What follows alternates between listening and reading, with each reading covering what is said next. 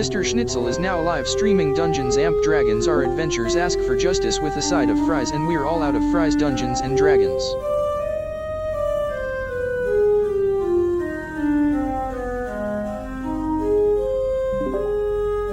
I was stuffing my gum! I was stuffing my gum!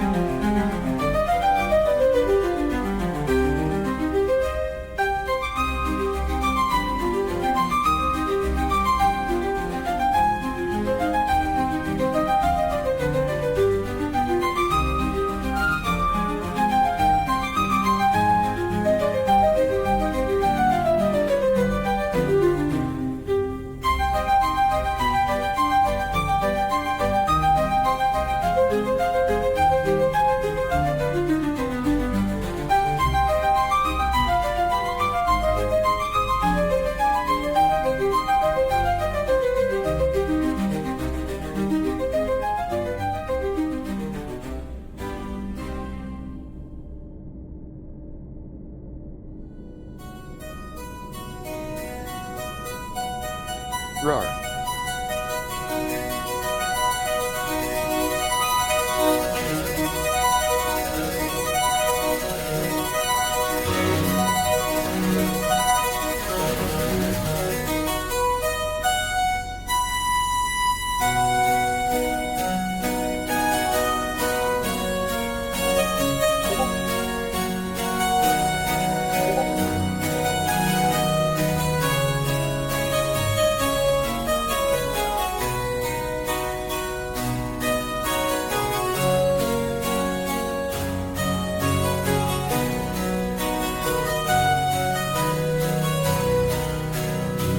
ERM Raw.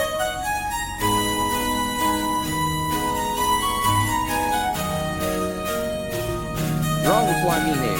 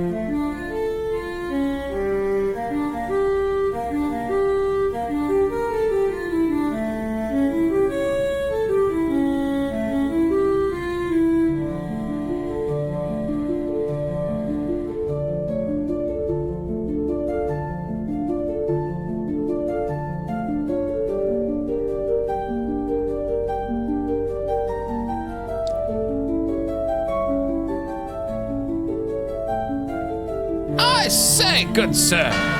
I say, good heavens. Good heavens, sir.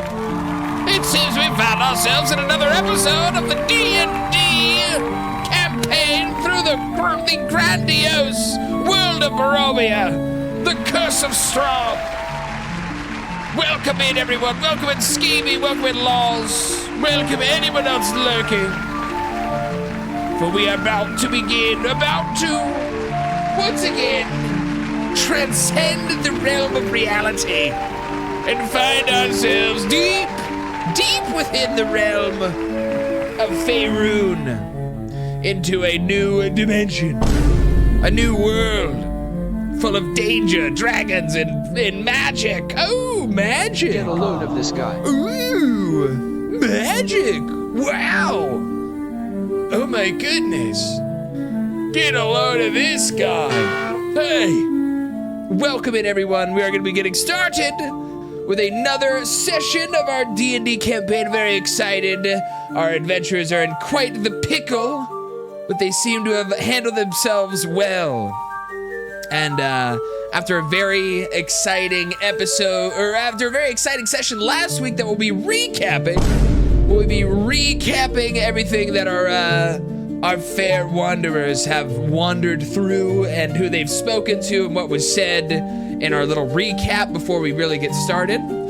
But welcome in. Hope you guys are having a fantastic Saturday so far. Hope you guys are having a great little weekend thus far. Start to our weekend. This background looks familiar. Is it from a game? This background looks familiar. Is it from a game? Maybe? 90 said something the other day, which was not true. Meowsers. 90 was saying we've used this background before. No, incorrect. We used a very similar background, actually.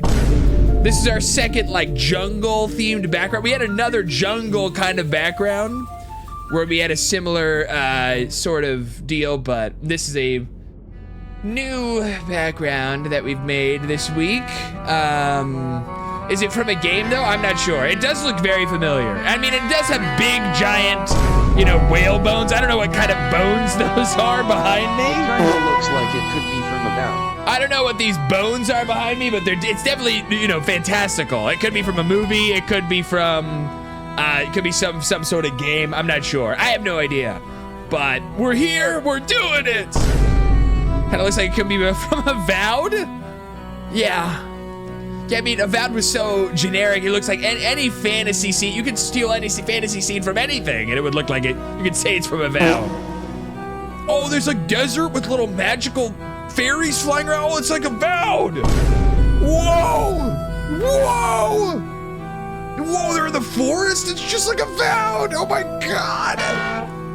Whoa, they're in a city that's made of concrete.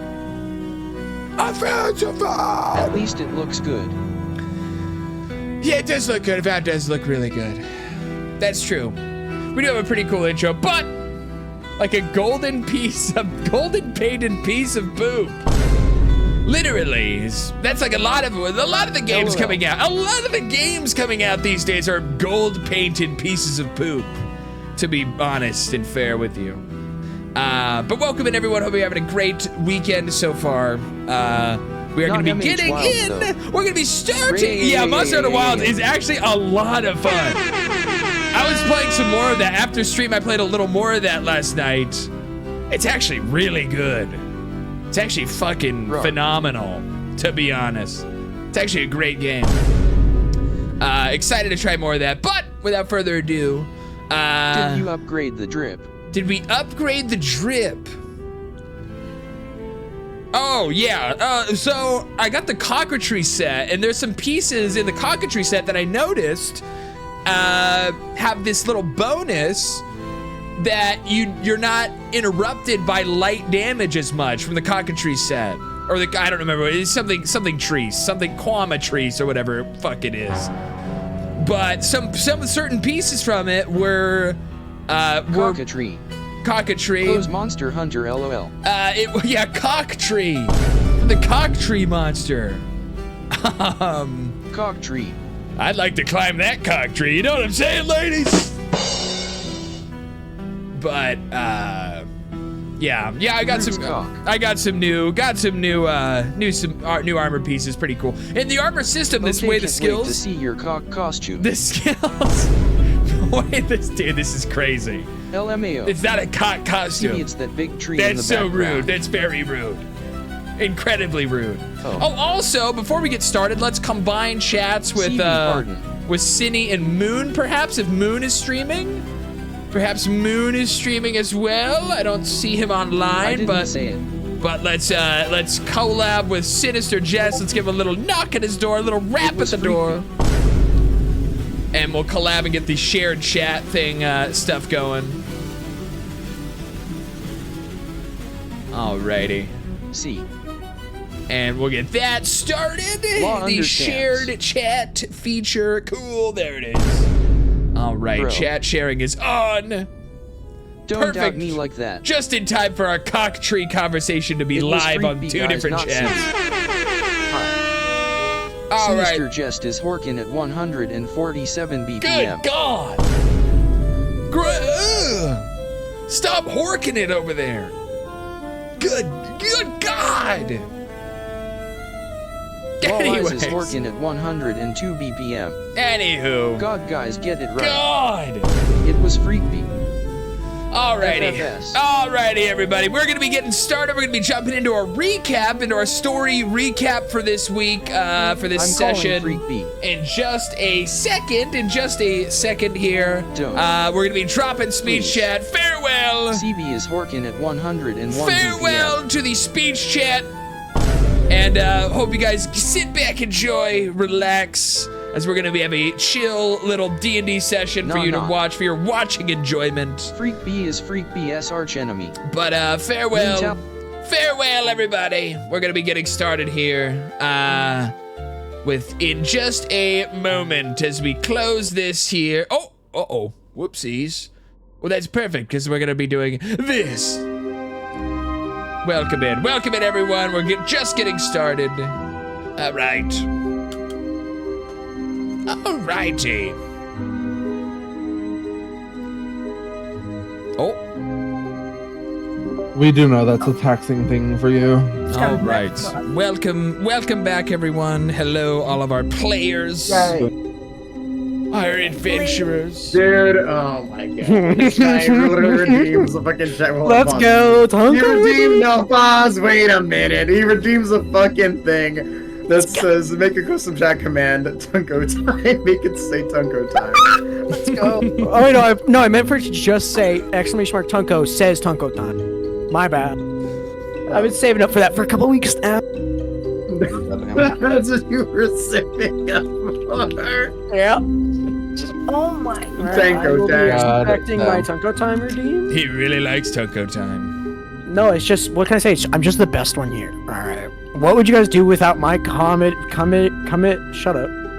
Finish the campaign. Fuck off. My comic, bro, without your Finish counting, the your campaign. counting skills and your reading skills. Damn. True. Not have to wait for, not have to wait for you to pull up a fucking calculator for 20 plus 8. Exactly. Yep. That's exactly Pretty what much. we do. You Alright, can here, let me get type the command going. -5 -8 and it will apply for you. Why do you still count? No, do I hear what you're talking about? Alrighty, but we are going to have a little recap to catch anyone just joining us up to where we're at right now in the story. So, our lovely band of misfits had found themselves ambushed by a band of raiders sent by Lord of Stradvan Zorovich himself. And after being captured, they were dragged away and kind of tossed on the road beside a large, old, forgotten temple, a castle built for the Lord's Agensvast, a silver dragon that used to rule over parts of the land of Barovia before he was destroyed by Stradvan Zorovich himself, and his castle laid waste.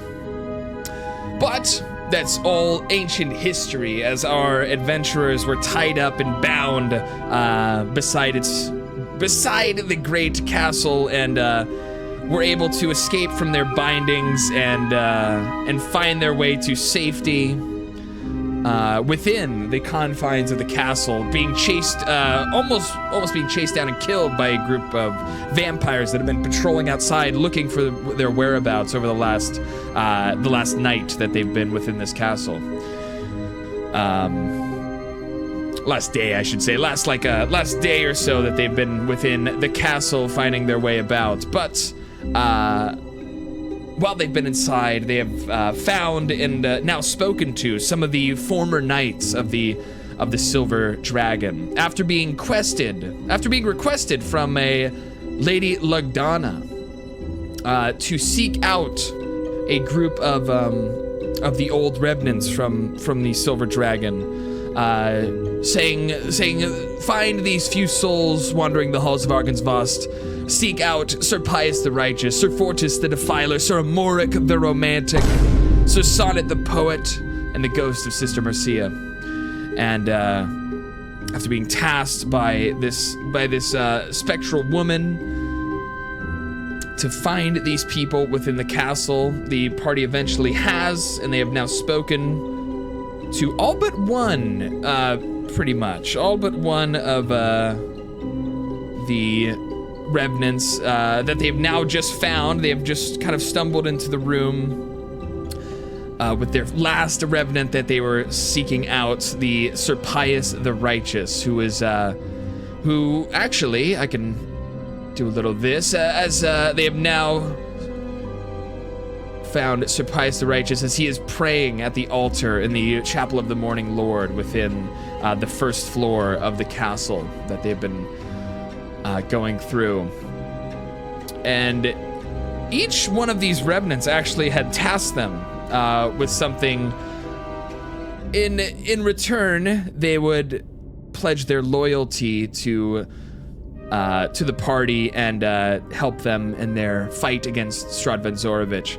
The first was Sir Amoric the Romantic that they had found in a room of stained glass windows and memorials and sorry, not memorials, but walls of murals of combat between the knights and witches in times past. But Amoric had asked them to seek out Brother Gregor, who they could find in the ruins of Berez, a location within Barovia that some of the party might be familiar with, some of their characters might be familiar with, but none of you have traveled to yet. We have not been to the ruins of Berez yet, which is another part of Barovia, filled with its own intrigue and creatures and darkness and dangers. But Amoric has asked to find Brother Gregor in the ruins of Berez, followed by finding they found Sir Sonnet the Poet as he was retreated in the back of the library, the Argensvost library. And he had asked the party for his loyalty in return for 6 tomes that they are to return to the shelves of the library. The Fall of Argensvost, The Legend of Lugdana, The Battle of Berez, The Battle of Selinka Gates, The Lords of Barovia, and The Song of the Sunblade. All tomes that he has requested to be returned to the library if they want his help in taking down Vladimir Horngard and inevitably Strahd Vanzorovich thereafter. But also, they had found Sir Fortis the Defiler on the roof of the castle near a destroyed ballista, where he had asked the party to seek out a Spider Queen. And as we've seen the party was attacked and ambushed by a couple of spider revenants in a drider, a large centaur with the top half of human and the bottom half of a spider, of an arachnid. It seems there is some sort of spider arachnid menace that has been laying waste to some of the revenants, the Silver Dragon remnants of the castle. And so Sir Fortis the Defiler tasked the party to help him in stopping the Spider Queen, who could be found in some ruins to the southwest of Argensvost Holt. But other than that, they were told if they needed help in escaping the castle, because again, some vampires have been seeking relentlessly patrolling around the castle again, looking for traces of where the party has gotten to, and they were told that this Sir Pius the Righteous could help them in taking on these vampires, and help them safely escape Argensvost, and they can be on their merry way to find,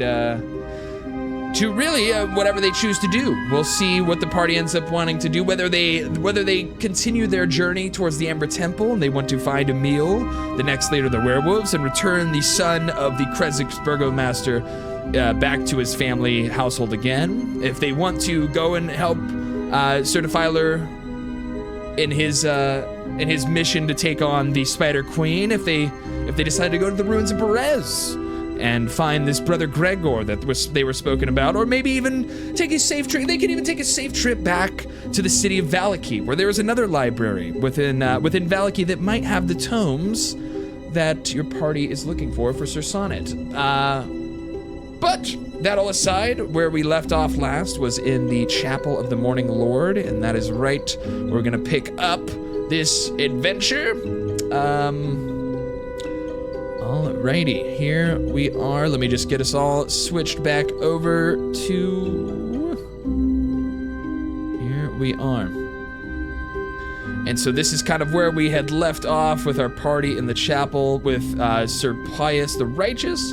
But before we jump back into that, they were kind of talking with Sir Pius, and they were asking for his help, and he was letting them know his mission. Actually, I don't know if we...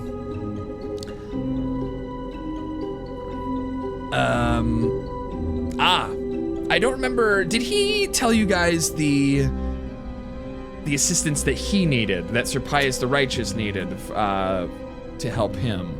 Yeah, he told us he wanted us to refurbish the church. Yeah, he said refurbish the church and then also go down to the catacombs as well. I like to play Tunko's. Tunko actually would, and Tunko wouldn't pay attention, so I have no fucking clue. No. So actually, not refurbish the church. He wants you to restore the church to its former glory by in the way you would.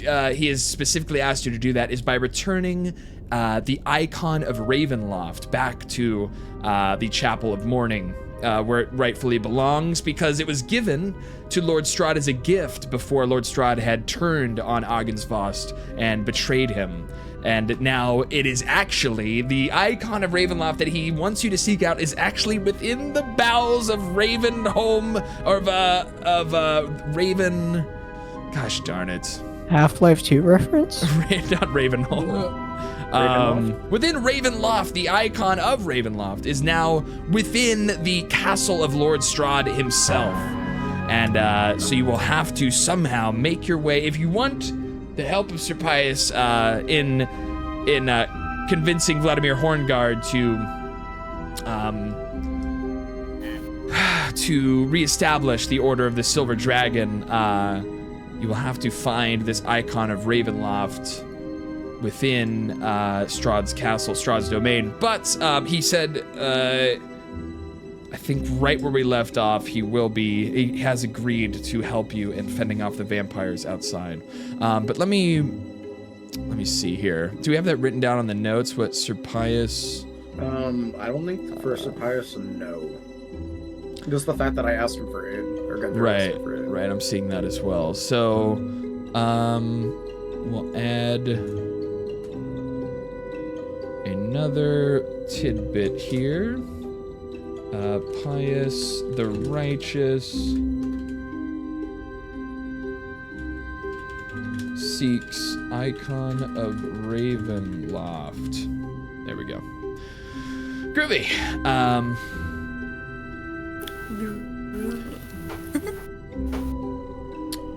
But that is kind of where we are. But before, again, this is kind of where I was headed. Before we get back into all that, we are going to kind of head back up to the second floor.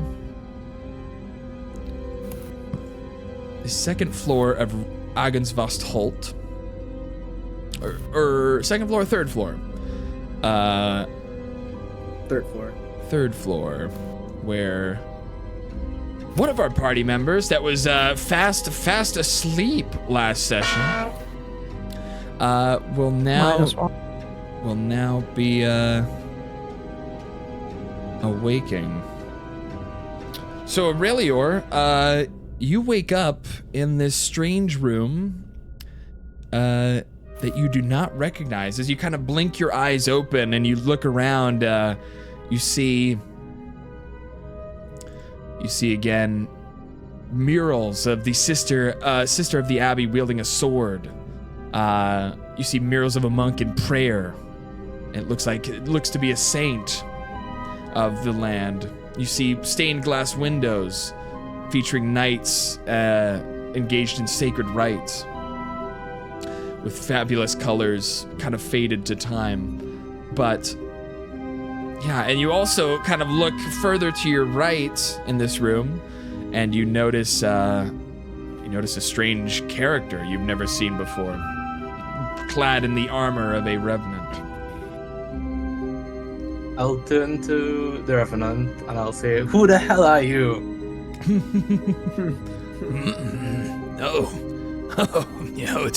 You're awake. As he kind of you kind of hear the creaks in his neck as he turns to face you. Where am I? Oh, settle down.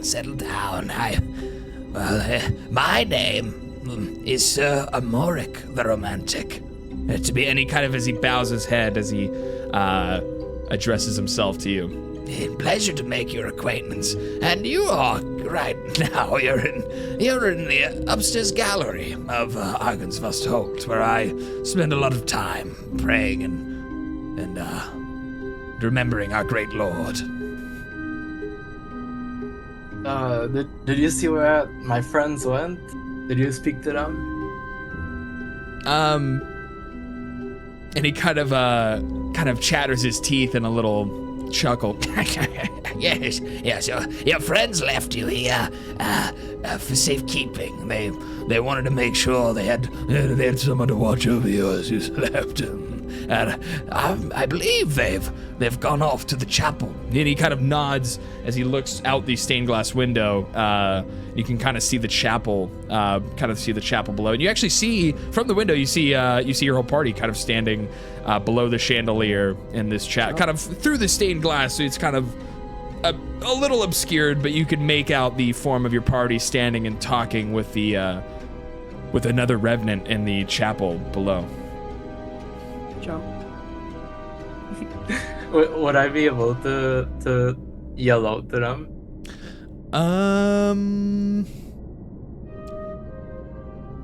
Not exactly. So the stained glass, at least in this room, all the windows are intact. So you'd have to break through one of these old ancient stained glass windows. Can I look for a rock? Yeah, around you see rubble. You see kind of broken wood from the rafters and different discarded furniture. All right, I'll pick up one of the pieces of rubble and try to throw it through the window. Wait, what are you doing with that? And roll a strength check. Oh no! Cower up, guys! He's coming. Let's go scowl, my god. There's a glass just falling on us. And with his robust barbarian strength, Aurelior kind of lurches back and launches a rock, kind of a chunk of concrete, of rubble brick, through the window, smashing the window. And as the rock you would all kind of see this chunk of debris kind of bounce off of the balcony above your heads and then kind of bounce onto and kind of settle down on the chapel floor nearby as Amoric kind of yells, Hey, what are you doing? Why would you destroy such a beautiful piece? I need to see my friends. There's a staircase right down the hall. Yeah, but this way is more convenient. Roll persuasion.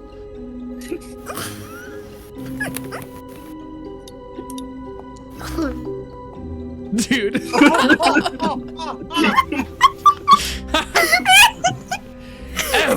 And he kind of his bones shaking and his armor rattling on his body as he is enraged that you would taint the remnants of the of the Agensvostholt that still stands, and he grabs you by the torso, and with almost superhuman stress, he's able to lift you up into the air. Is it convenience you seek? Then here, find your friends below. As he tosses your whole body through the window, as Aurelior soars down from the 3rd floor and crashes. As you will be crashing down into the 1st floor with your friends.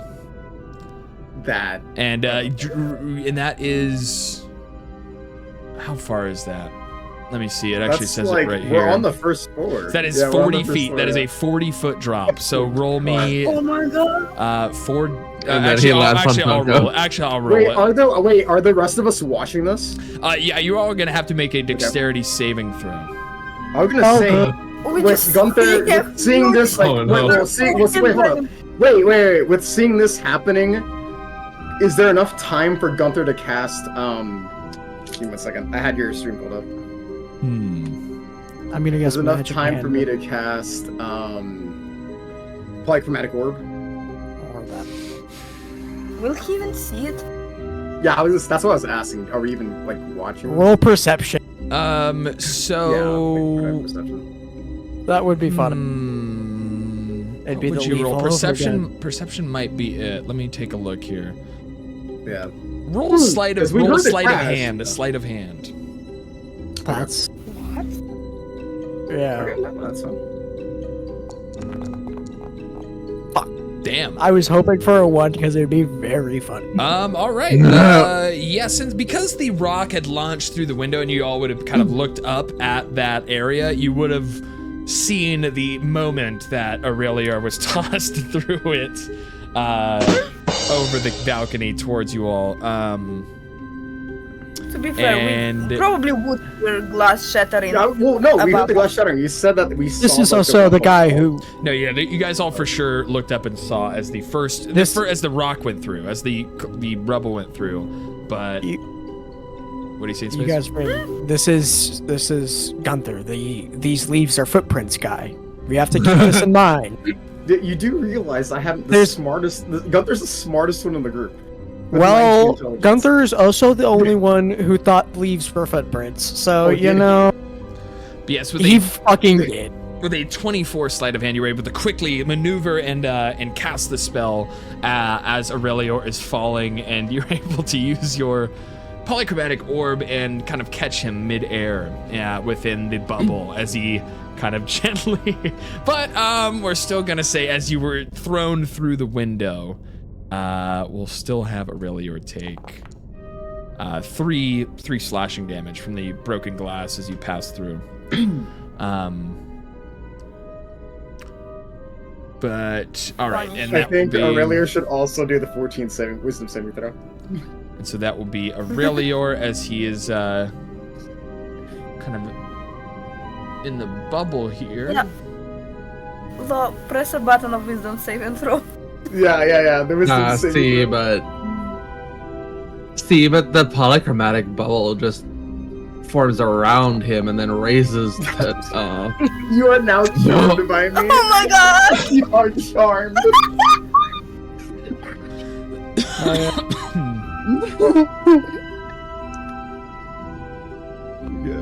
Creature trapped inside must make a wisdom saving throw or be charmed by you and the bubble until the start of its next turn.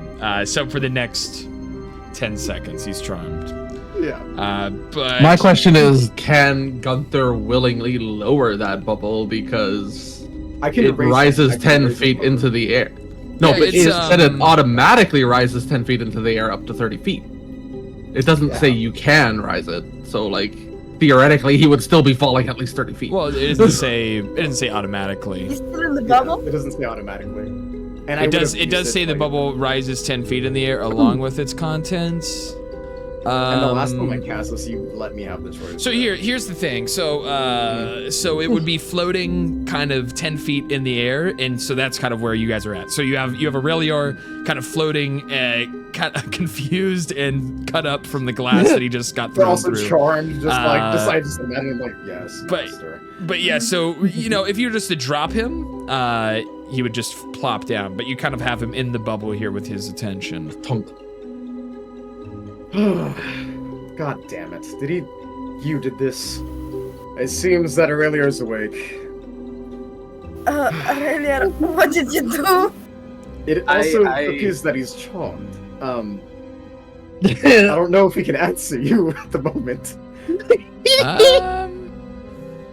Well, he isn't like... Yeah, he can still talk charmed. and yeah. So charmed is just when someone is charmed, you have advantage on ability checks to interact socially with them. The charmed creature won't want to attack the target. The charmer, he won't want to attack the charmer with any harmful abilities or magical effects. Well, that's good for me. Yeah, so it's just he's just kind of like entranced, but he can still respond to any questions or talk about them. Got it. Well, Aurelior, what was the bright idea? I asked him to help me get down. and he helped. You know there were the stairs right down the hallway. I didn't really know where the stairs were. You could have asked. There was a nice guy there that let us leave you with him. The nice guy? So you wouldn't get hurt by the oops. The one that threw me through the window. Why did you go through the window? I don't know. He said something about glass. What? Did you break the glass that was up there? I made a convenient doorway for myself. Jesus Christ. Oh yeah. You're all God's Alright, you don't just destroy ancient piece of art and expect a good treatment. And with that, Gunther will snap his fingers and the bubble will burst. And kind of with your attention, kind of seeing Gunther as he bursts the bubble, and you're kind of ready to drop. Roll a dex save with advantage, Aurelior, to drop down to the ground safely. Fuck, I was hoping you'd have disadvantage. No, disadvantage would be if he was not ready or unprepared for it, but he'd be very prepared to drop down. All right, and yeah, you were able to safely with a 17. You're able to kind of plop and drop down to down onto the floor in front of your party here, but Aurelior, please use the stairs next time. I'll keep that in mind. And then Sir Pius the Righteous kind of speaks up again. What on earth is the matter with all of you? He did it. It's a long story, Sir Pius. We kinda are at loss of words for ourselves. He's gonna give Thraxus will kind of peek over Gunther's shoulder at Sir Pius and just be like, I want it on the record that I just met all of these people.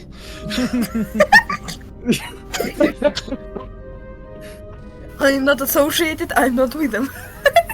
I see. Gunther will just be shaking his head with his hand to his temple. Well, before this strange dragon flew through down to the first floor, you were mentioning something about needing our help. Oh, yes, Sir Pius. So, we request your aid. There are vampires outside of the castle gate. At the front doors, as a matter of fact. We were kidnapped and brought here, and they have our belongings in a carriage, and we are not able to get them and able to help all of you without our gear. see. And Sir Fortis recommended that I come down here, and Morris as well, that enlist your aid to help us into clearing out the vermin, as you would put it, and then aid you in completing all of whatever you need aid in, as you're requested. And he kind of crosses his hands in front of him as without moving his head at all, kind of staring straight at you. And if they're vampires, they're vermin indeed. Yes, I will help you with this. Me and my men shall assist you. As he kind of gestures in the air, and the men jump behind his side. All right, lead the way. Let's go. Oh, yes. What? Gunther, we're going to fight Tunko. Why? Don't you want your wine? Your wine's outside. They're gonna. Oh yeah, sure. You can shut up. shit, That's all hell you need to hear. That's all you need to hear. Stop talking. All you have to say is wine, get, and I'm coming. There we go. Let me see. And The skeletons are following quite closely to me. Yes, they're good. Have you ever heard of something called personal space here, buddies? Social distancing. Tunko's Are we ready? time. Okay. So I'm should we opening plan the a sort door. of Are attack? you ready? Dirty Rollers and Lady Mostella, welcome back. A big little battle about to go down in just a moment. Good timing. So they are now navigated Bro, back check to that in the Rollers, that's entrance, so the entrance of the Agensvostholt. And all right. I'm opening the door. Are we ready? I was going to say. Hold on. Plan a Can course of we? action. Can I? Hold on. I need to do something real fast. Someone tell me heads or tails. Heads. The side of the coin. The side of the coin. 50-50. Such a All Spider-Man right. thing. It to landed say. on heads. Tunko's gonna ignore everything and slam the door. Oh, Plans are for losers. And, Look, as- we're not dead yet. And as you slam the door open, you attract the attention of one of the vampires that seems to be kind of that was kind of talking with some of the other bandits he was with, as his head jolts around and his glowing red eyes catch yours through the doorway. As suddenly he whistles. I can't whistle, but he I don't know how to whistle. I really. Schnitz, I can't. Schnitz, I can't someone- make fun of it. I don't know either. Could someone do a whistle real quick? here, I can try. I don't know if it'll go through the mic. Someone whistled. That's how big of a whistle he does. Phew phew. That's all I can do. I can only do phew phew. Phew phew. Phew phew. Okay, But anyway, Vampires can't whistle either. he whistled with his glowing red eyes still on yours. He gestures up in the air and he yells, "We found them!" As suddenly he is called for aid from his fellow vampires that you don't currently see on the battlefield just yet. But It's time. everyone will be rolling for initiative. Please, for once in my life, don't fuck me over. Oh, thank God. Natural play. Oh, thank God. Shit! Everybody's God. copying my dice now. Is natural. Wait a minute. No, wait, they're all my dice. Wait, I only got 11. That's not. Kasara! Close the door! No, yeah, I'm just saying that for dramatic effect. Wait, really? Wait, Wait, who rolled natural 20? Bro, I don't see okay, anyone. good. I don't know, No, man. Rango did not. Now everyone's copying my dice. The dice are fucked up again. I don't Oh, know, shit! it's still all my dice. Oh, Aurelio did natural 20. Oh shit! Yeah, good shit. The That was an vampire. Oh! Vampire that got a pretty good roll Yeah, for I think- initiative. I think Dice So Nice is a bit laggy with it. Because it shows everyone else's dice as That's the yours. same. I don't feel like fixing it. Bye bye! Bye bye. Bye. All right. So, start a combat. It will be this vampire over here who is going to. Wizard. Did you roll for the skeletons?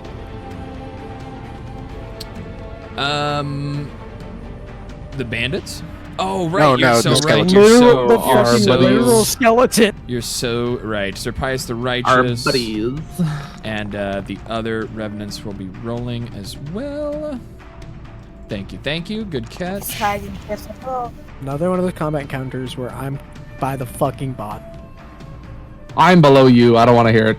Well, I mean, bro, you slammed the door open. No one told you to slam the door open. No, my plan was to roll really high, and then I was gonna make the first shot and like shoot him with the crossbow, and it's gonna be badass. Instead, we gotta wait. We gotta do it. I feel like. Wait, now hold up. Aren't you not proficient with the bow that you have? Nope. Yeah, you're not in this. It's not bigger than me. kicking Tunko out the door. It is. It's not a hand bow. It's bigger than No, it's not bigger than me. I think it is as big as me. Well, guys. No, as the new. This is why I got this command. Hold on. You know what time it is? This is why he made me make the fucking Tunko command. time. Serious. It's Tunko time. This is why. Of course. All right.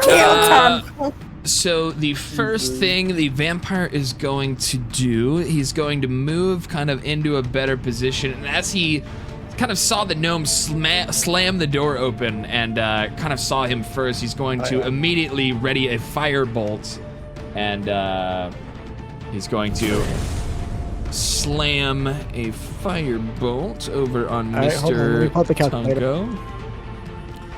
Ooh, but a horrible roll as he misses the firebolt and it slams, kind of dissipates into the wall next to the doorway, but he's going to try again.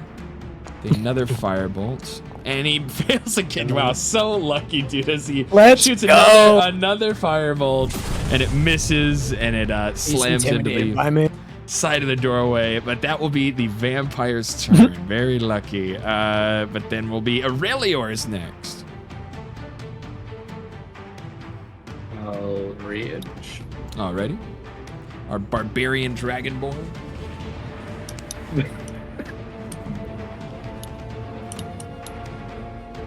Who the fuck managed to pick up a dragon? Yeah, an old skeleton. An old powerful skeleton. Man.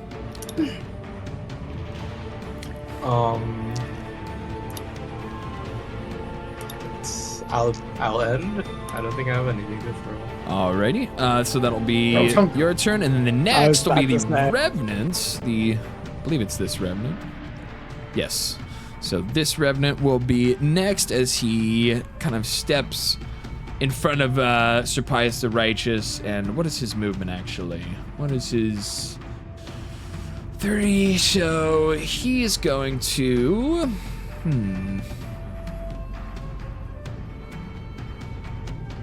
Let him cook.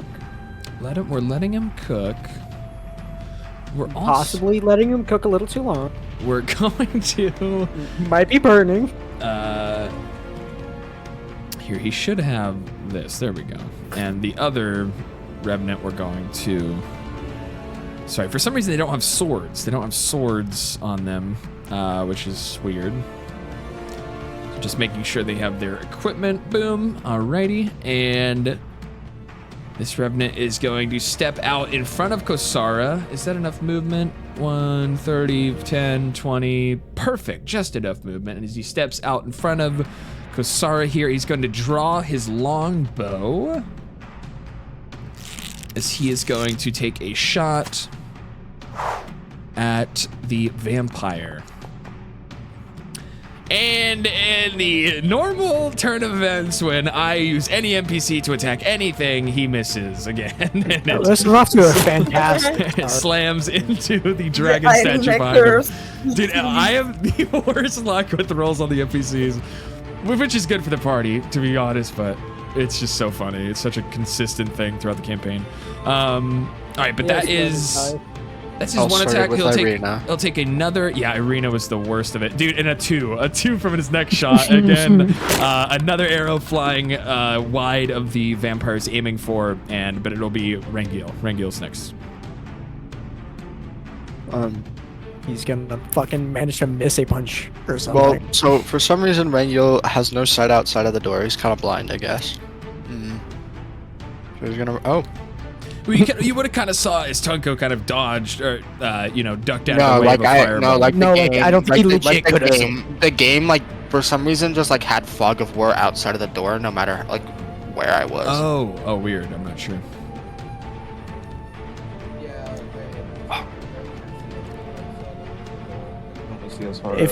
I think if you move out and then move back, it should fix that. I think, maybe. Methinks. Tonko This is so thinks. sad.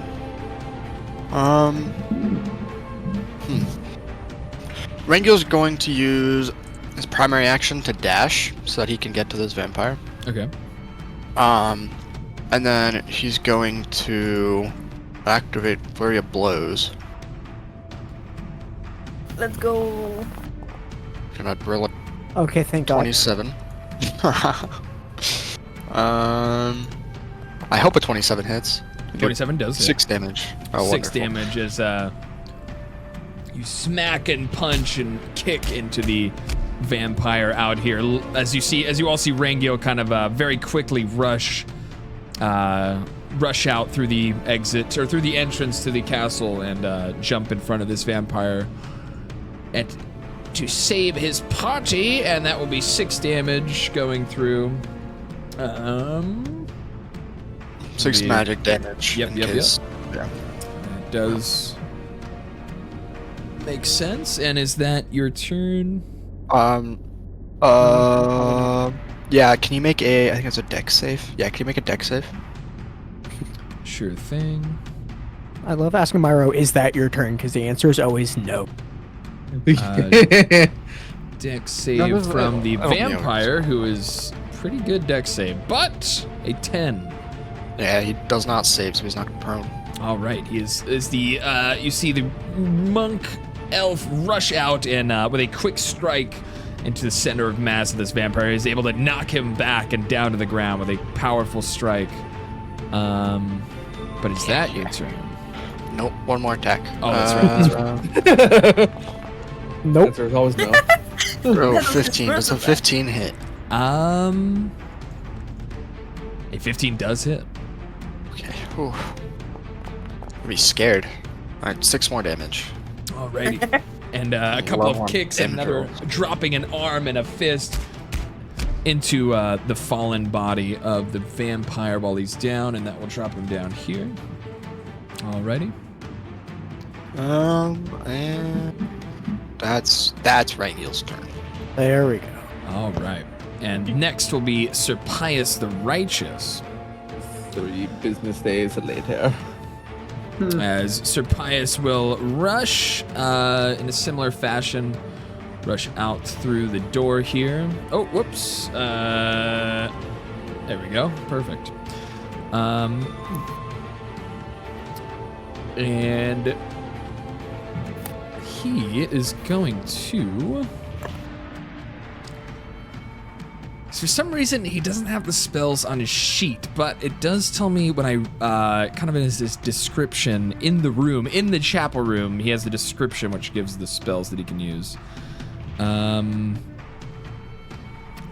He is going to use... Bad module design. Yeah, actually.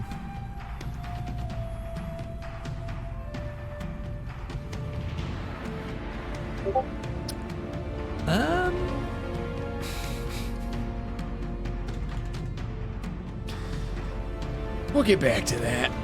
He's Vengeful Tracker, Vengeful Glare.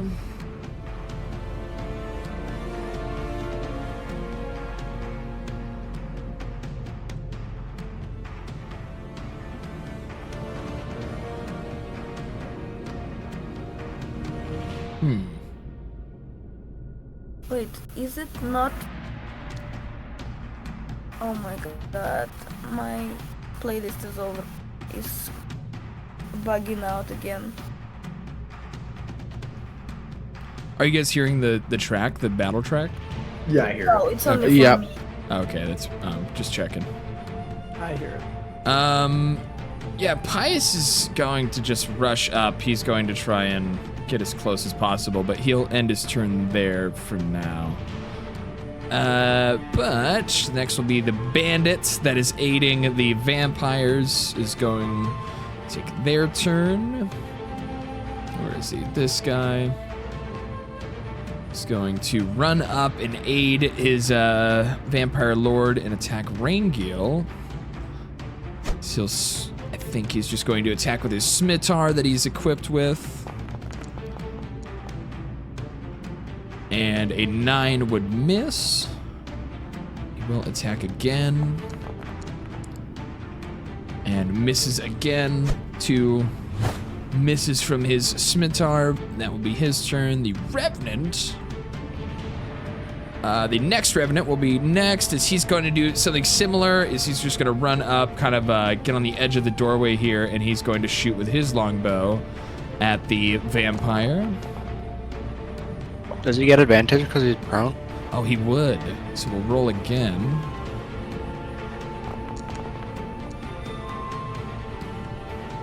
And he hits, finally! Big hit! The longbow will do damage.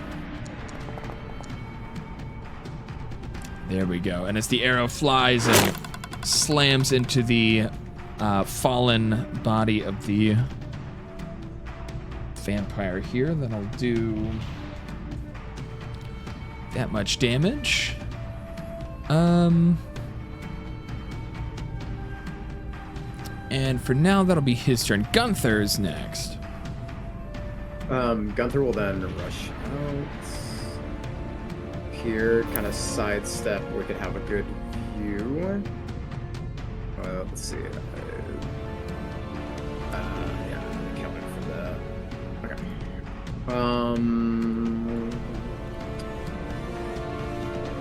Okay. Gunther will cast. Let's see.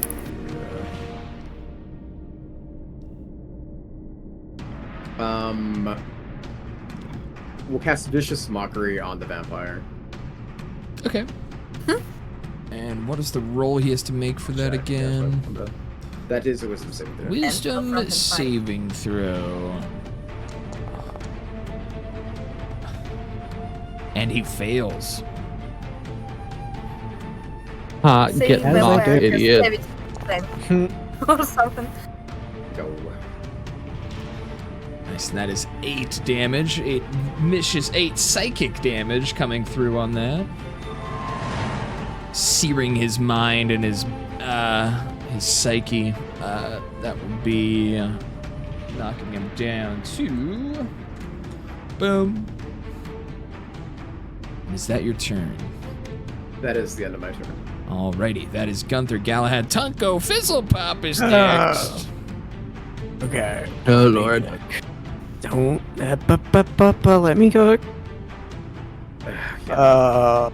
Famous last words. All right. I'm not far. I don't think I'm far enough away to use this crossbow. Is that a thing? It says 100 to 400 feet. I don't know. Usually this isn't an issue. Can I use it? You're hilarious. I think because he's not proficient in it. Well, with the big crossbow, right? With the big crossbow. Yeah. Does he even have strength to pick it up? Like, would he have to do a strength check first? I haven't. Dude, you say this. I've been dragging this behind me like I'm Pyramid Head for the past like 2 sessions. I mean, that's different than picking it up and trying to use it. Exactly. Yeah, You were questioning. You have enough strength to carry it, sort of, in a sense. But yeah, no, you're not proficient. You're not proficient with it. So I cannot use it as a bat like my second plan was. Fuck. Okay. You could use it as a quarterstaff. Because I think you're proficient. You're proficient in. not proficient in. He is proficient in 40 stab. Or is he? Right. You should make him roll strength throws to break off like the wings of the crossbow, just to use like the actual shaft as a fucking staff. I want to break this thing. This thing's like magic and shit. Fuck. Yeah, I forget if you, because I think you just shillelagh'd a random piece of wood or something. A table, like, yeah. You can use gloves, I think, right? But I think if you shillelagh the crossbow, I guess you could use it in that way. Let's fucking go. Alrighty, Tunko's gonna. Can I even get to there? Hold on. No. Yeah, what's your movement speed? All right. 25. All right, here's my move. Yeah. Okay. I think I end my turn. No, I can do this. Turn that motherfucker to a snail. Ooh, okay. On the vampire? Oh yeah. There we go. That's a move. That's a better move than shillelaghing a giant crossbow. Oh, just you wait. Next turn, once I get up to him, we're so we'll shillelaghing a wisdom giant crossbow. Wisdom saving throw from our vampire boy. I have no idea what he needs to roll. Only sub 10 rolls the entire. What was he failed with a 7, but it's just great. Like 2, 4, 3, like all really bad rolls for this guy. But that so he's vampire is a snail. Into a snail, right? Or like a rat if there's no snail thing. Just something I can put into a box and we then forget about him. Forget about him. So I think it does only last an hour. Works like with wild shape. You can drag it on within an hour. Unbeatable. Yeah, I don't know if we have a snail. Okay, we'll do a rat. We'll do just something small and puny and pathetic. It's also a concentration, we do have a so snake. if Toko gets smacked and fails the concentration, No, because but a snake actually could like. You can do like a garden snake, like like a venomless garden snake. Yeah, then we'll do that then. All right. Oh my god, I have an idea. Wait, but how did time that didn't work? We don't know if Aurelio is gonna smack Tunko upside the head though. Oh, here we go. Sure. No, this is not worth it. Polymorph. Kasaro's just gonna grab him and yeet him at the fucking vampires. He's like, she's gonna be like, here, this worked really well last time. Yeet. So he's now polymorphed into a snake. Oh, yeah. Nice. He's somehow a proned snake. I don't know what the fuck that means. What? I don't know what a prone snake is. He'd no longer be prone. Okay. Face ruining Is that your turn? That's all I can do. Tunko I didn't waste polymorph for one. That's a good idea. Dirty Rollers reminding us about the Tavern Brawler feature that you can get from leveling up. Gives proficiency with improvised weapons that you just find around and about.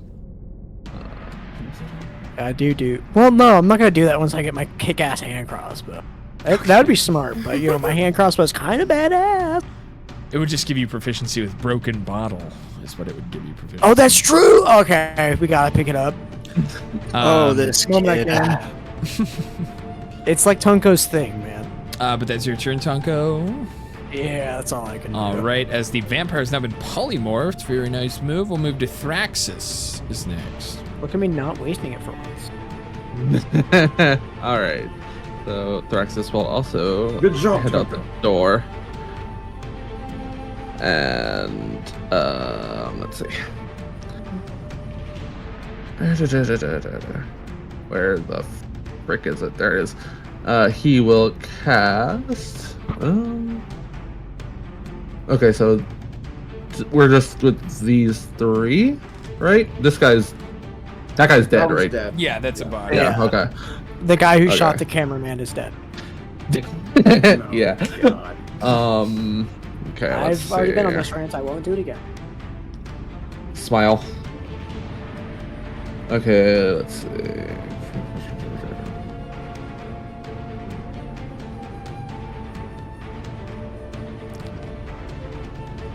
Oh my god. It would be amazing if I was clicking the right things. Okay, there we go. He is going to cast. Can someone help me out and see if there's like a Cindy, go to range... Oh my god. Oh yeah. I just need one of the different distance. Yeah, the radius things like around this area.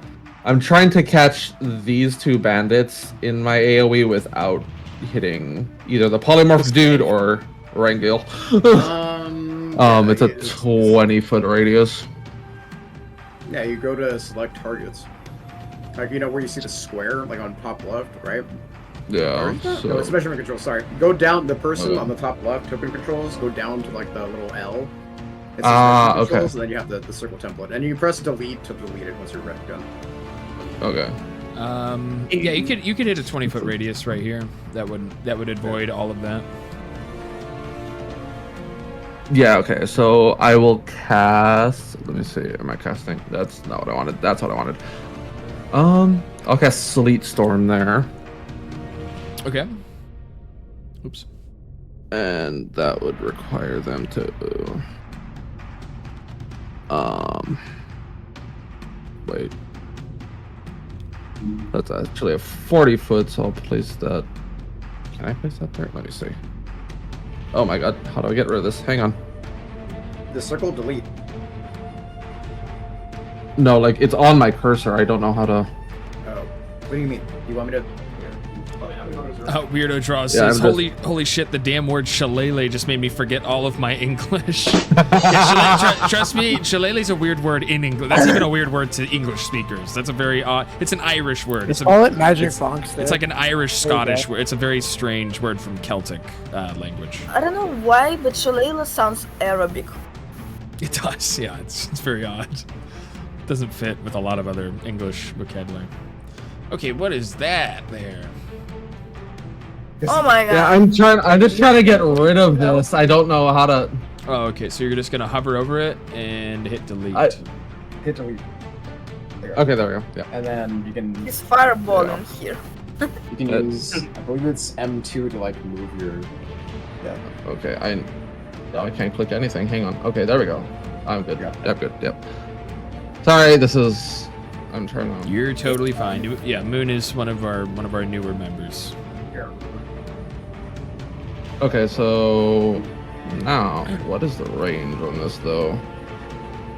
Oh, 150 feet. Okay, that should be fine. So yeah, I just need to. First of all, I need to move my freaking. There we go. All right. Yeah.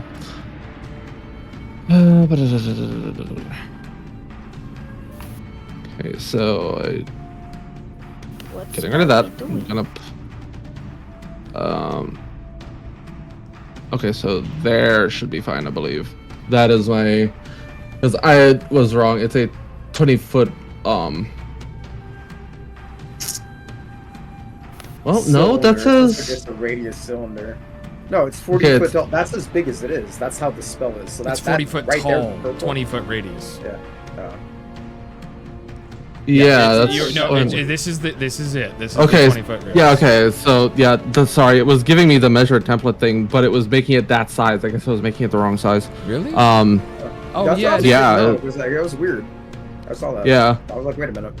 Yeah, that's why I was confused. I was like, wait, why is it that big? Okay, sorry, I was confused. Yeah. Why is it? I was also very confused because for a second I thought it was like a 40-foot radius, 20-foot tall, but no, it's 20-foot radius. So yeah, I don't know why. For some reason, I don't know what happened, but in the translation from the spell to Foundry, someone put 40-foot radius as the measurement for that.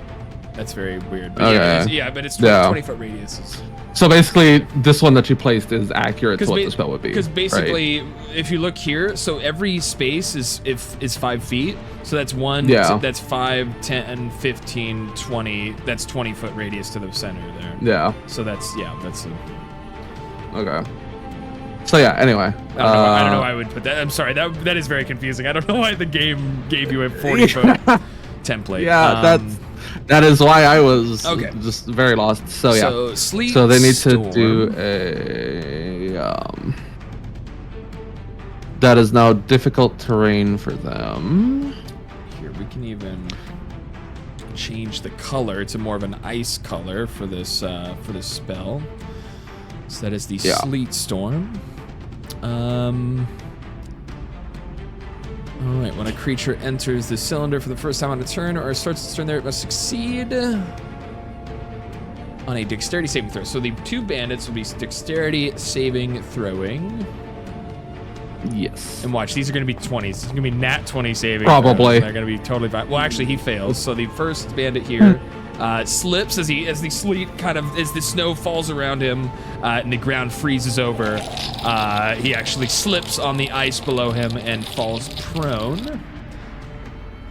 But the other bandit will try to stay upright as he also fails miserably and slips to and fro. Guys, funnily enough, I think this encounter is going to be really easy. And he falls on his ass and drops to the floor, and that will be another prone bandit as he slips and falls onto the dirt.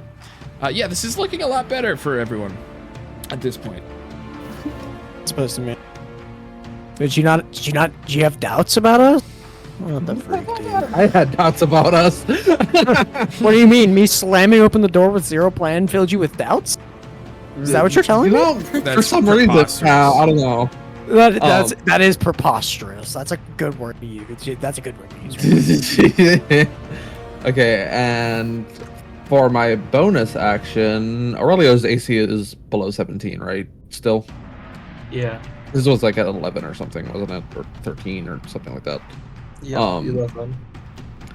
Yeah, so for a bonus action, I will also cast Bark Skin on Aurelio to raise his AC to 17. Alrighty. And then that will be the end of my turn. Wonderful. So that will be Thraxus, and then next is Kosara.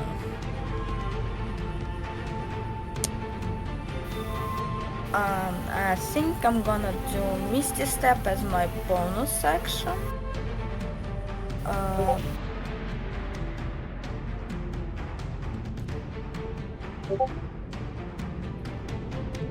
And I will.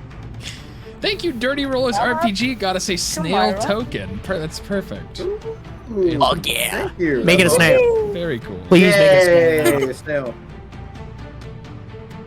Okay, and then I'm gonna approach. I'm now giving my auras to Myro, and I'm gonna kick the fallen down. Kick him while he's With my down. long Hell yeah. Where's this snail? By the way, Moon, these Aussie Agro Bagels we got, fire. -1. Nice. Stay on topic. What the freak, dude? It's a 13. So you're mystery stepping, and then you're hitting with the longsword on the bandit. Yep. A This one. 13 does hit. Kosara slashes into the bandit. Roll for damage. Oh, I should have rolled with advantage too. Oh, true. Yeah. Well, yeah. doesn't matter. Well, it kind of matters, if something- but I would just roll. Yeah, just roll damage. Yep.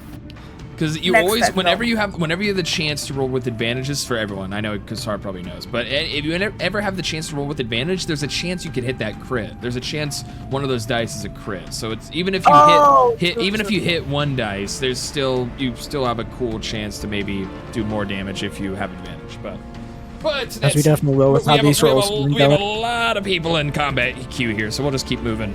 So 7 damage into the bandit. Very nice. That'll drop him down. And the second attack. This time with advantage. Please. Nice, but that also hits. Oh, thank God it hits. That's not good. 6. Nice, and with those 2 strikes, that's enough damage as the bandits are kind of weak as you slash into this guy, especially as he's trying to get up off of the floor after falling down. You're able to pretty much just one-shot him, and that bandit has been dealt with. As you see Kosara well, actually, how does it look as you kill him? Sorry. he basically fell prone on the ice, right? Mm-hmm.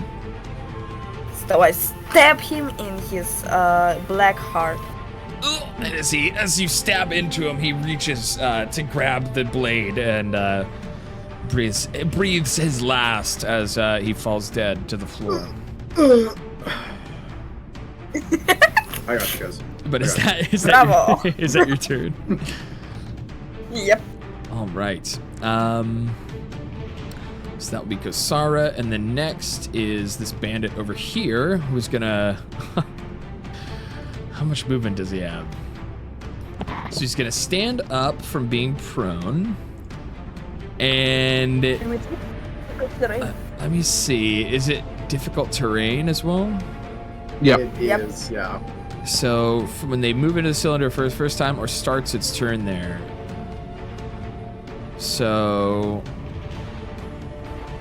yeah, he started his turn there, but he was already prone. So he's just gonna get up. He's gonna lose half of his movement, so he goes down to 15 movement.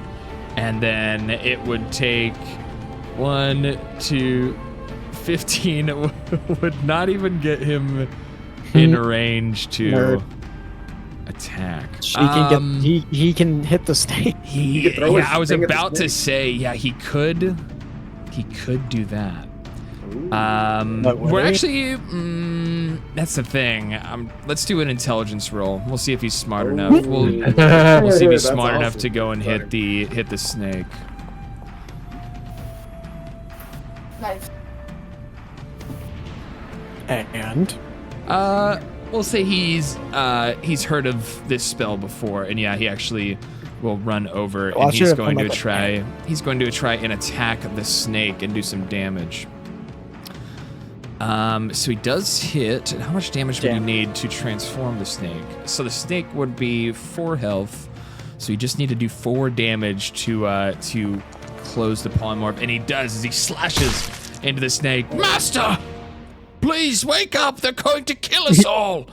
As he slashes into the snake and is able to cancel the polymorph spell, and that will reverse his transformation as he puff of smoke. Puff of smoke comes up, and he transforms back into the vampire that you saw before as he shakes his head, and but he's still lying on the floor. He's still kind of lying on the floor, kind of checking himself and looking, making sure he has all of his appendages as he lays there. But that will be the bandit's turn, and next, that will be the top of the turn, as a couple things are going to happen. You see, Rangia would see right in front of him, maybe even Kosara would notice this as well. Oh, my God. The vampire before you, some of his wounds begin to close as you start to hear the hum of some kind of magic as he begins to regenerate some of his health. But also, as he's called out for help, the other vampires, the other vampire and his group of bandits are going to be traveling, kind of coming out of the woodwork, quite literally, and hey, what are you doing? You're all dead! He calls out as he will also, him and his bandits will enter into combat, and they will be rolling their initiative. What was that, Danko? You said it would be an easy fight? Oh, 100%. Like my snack. And another huge dude. The only good rolls these vampires are getting is initiative. You were saying, Kosara? Go on. Yeah, I do think it will. I'm saying they're getting great rolls for initiative, so he's actually again top of the turn order. What happened to the other vampire? Exactly, that's why I'm saying I don't see it. Yeah. I see this one right here, and I see like this one over here. That's what I see. No, on the turn order. I don't see this guy. Yeah, in the turn order. I don't see the first one. I'm gonna have to put him back in the. So we're gonna update that. He's just, that's what I'm gonna put him at. 22. Boom. Yeah. And right. So here we go. This will be the other vampire approaching. Here is going to jump into action top of the first turn, and He's going to And- let's see how much movement he has.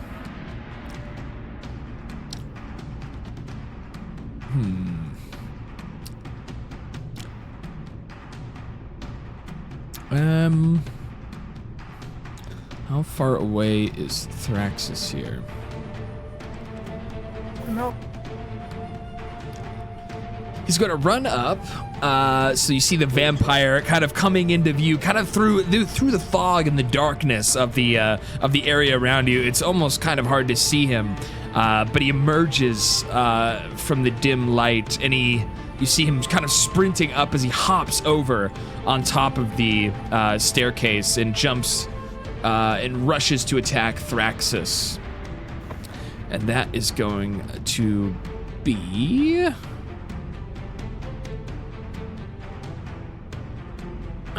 he's going to claw out at you with his vampire claws emerging from his fingertips. And that is a 17 to hit. Which, unless you have a spell active, I believe that hits. Yes. Oh. Yeah, I have. How much? I'm gonna do a thing. Okay, all right. For that, we're gonna, for once in my life, help my team. Oh my god. We're gonna. Oh my god. We're gonna. He's learning. So it has to be a 15. evolving. We'll fucking see what happens. Ooh, Oh, okay. it was so All right. good. Big cutting words as he launches, as he lurches his hand up in the air above Thraxus, ready to attack, and Tunko calls out and says, what does he say? Fuck you. Is he kind of is distracted by Tunko saying "fuck you" kind of lazily? He's gonna quickly turn around, he's gonna flip him off, and it's gonna be the confusion that fucks him up. Okay. Look at the vampire. Right, Yeah. as you flip off the vampire, he kind of is distracted Exactly. as he kind of misses. He swings and he misses his attack, but he is going to swing in and try and hit again. That will be again with his claws. Again. I'm not saving you again. Yeah, And unfortunately, Gunther. Okay, all right, here we go. Gunther is gonna catch on and be like, all right, and use the cutting words as well. All right. Protect the druid. Ooh. And unfortunately, with a 4, that only drops him to 15, which does meet his AC. It does meet Thrax's AC, and he will still claw into him here. Oh no. And that will be 8 damage. You're dead. 8 damage slicing in into the Thraxus here. Alright, and I would like to cast Hellish Rebuke. Ooh, okay. Reaction. Let's go. Fuck is that? Yeah. Is that one of your first level. spells that you chose, or is that your tiefling? Are you a Hellfire? That's my tiefling thing. Oh, nice, Yep. nice. That's nice. So they have to make a dexterity saving throw. And where's the damage roll? There it is. Let's see if he. Yeah, that's good. All right, so dexterity saving throw from Mr. Vampire. And he fails. That'll be 10 damage blasted back at the vampire. Very nice. And he said Thraxus took 8 damage, right? Yeah, that'll be 8 damage on Thraxus. Okay. That'll be 10 into the vampires. He's kind of blasted back. You see the smoldering ash kind of drifting down, and the smoke kind of twirling up towards above his head, but he's still standing in a with a menacing bared teeth and glowing red eyes. Very intimidating vampire, but that'll put him down to 72. Anyways, moving on. I didn't mean to say his actual health total, but I didn't hear anything. next will be the vampire as he's awoken from his transformation, and kind of in melee combat here, he is going to bite into into Rangil, and That is a 25 to hit. What a fucking whore. I just imagine Ringo. Someone's He's getting bit. Oh, what a fucking whore. You are. No, I feel like he wouldn't. I feel like he wouldn't even be in pain. He'd just stand there and be like, "You whore." It depends how hard he hits. If he gets hit for anything more than like 8 damage, he would definitely be in pain. What are you, a little bitch? Suck it up, be a man. Don't you have like 5 health and you're a tiny Yeah, something bitch? like that. Yeah, something like that. Yeah. At least I have the balls to admit it. Yeah, so no vampirism, but you do take 9 damage from that bite. Yes, he's like not okay.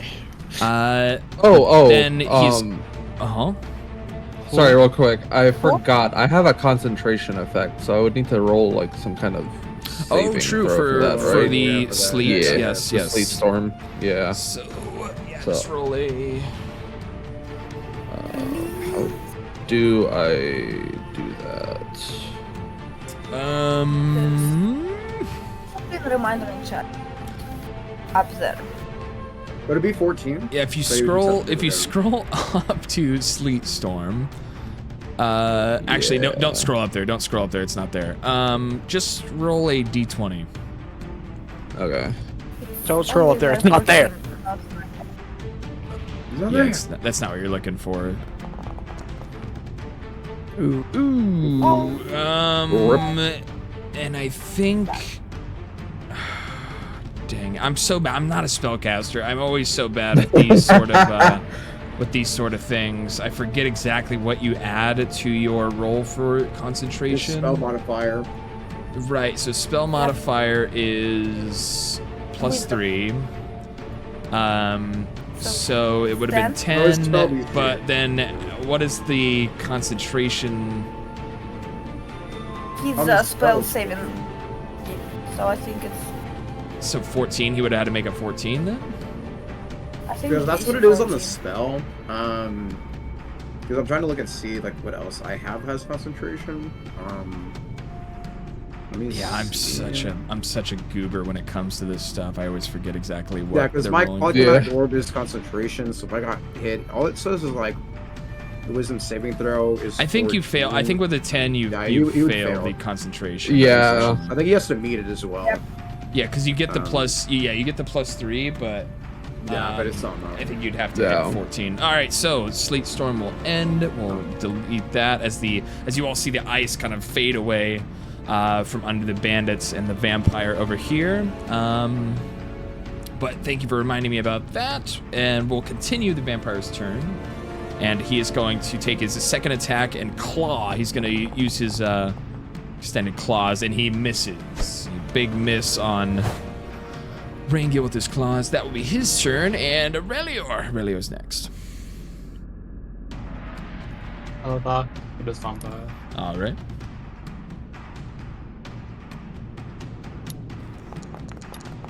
Ooh. Oof. With reckless attack. It's not a what? Oh, reckless attack. So this is the advantage. Yeah. All right. So we'll do concentrating, even though I don't know what that is. So that does hit. 25 hits for the first attack. Alrighty. And 14 damage. You kind of smash into the vampire here. But kind of like you've seen before with as you fought vampires, as Aurelior has fought vampires and other times in this campaign that we're going through. And you notice when you do this big hit, this 14 damage slam, it seems not to affect him as much as he's kind of able to.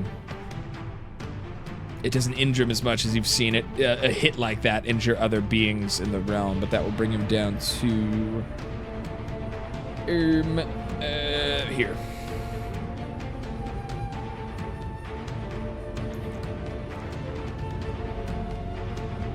All right. Second attack from Aurelior coming out, and a 26 does hit again.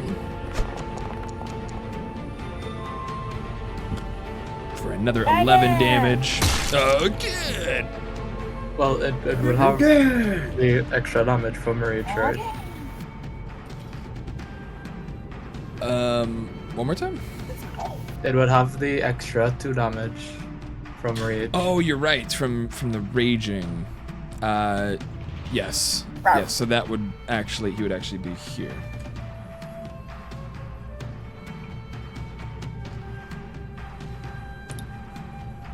Alright, and a final attack coming out from Aurelior with advantage.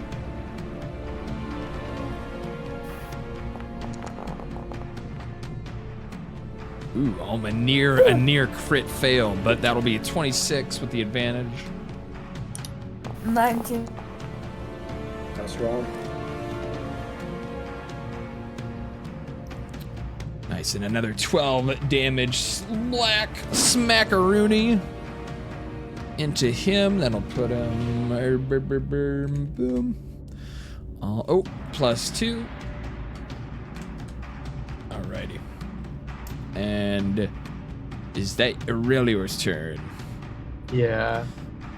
Doing some pretty major damage into this vampire here. But that will be next will be the Revenant. It'll be specifically this Revenant. And he's gonna kind of see this vampire jump up here and he's gonna flank him and help you guys out. As he draws his longsword. And try and smack him, and he does hit. Awesome, and that will be damage. Normal. Huge, and that'll be another 10 damage coming through from the Revenants. Holy, 10 damage. Yeah, the Revenants are no joke. I don't want to give too much away, but yeah, you guys are in a really good spot with their help versus the vampires. Right, Aurelior, right? But that will be his turn, and then we'll move to Rengyo. Is next. Is this guy still on the floor? No, he would have. I feel like he. I feel like he just hit me. Yeah, he would have stood up and attacked. So no, he's not prone. All right. Rengyo. Knocking on the desk again. Let's go.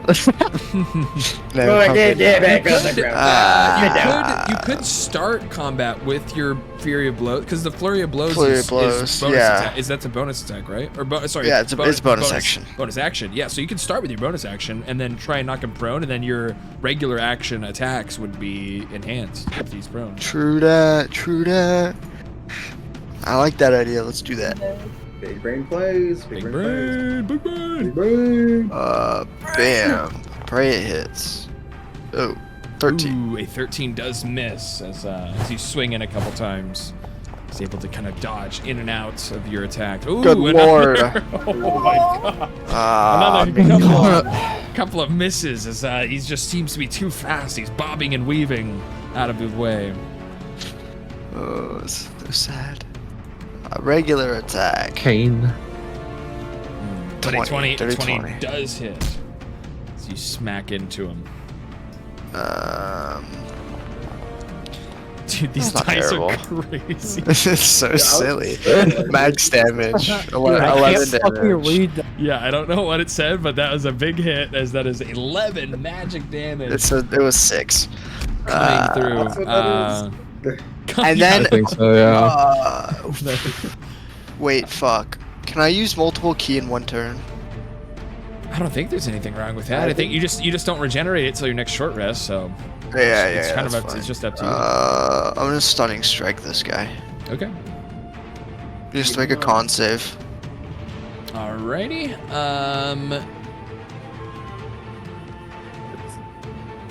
So you have to hit him first. You have to roll the hit. Oh, well, I just hit him. I was using it on the attack I just did. Oh, okay, got you.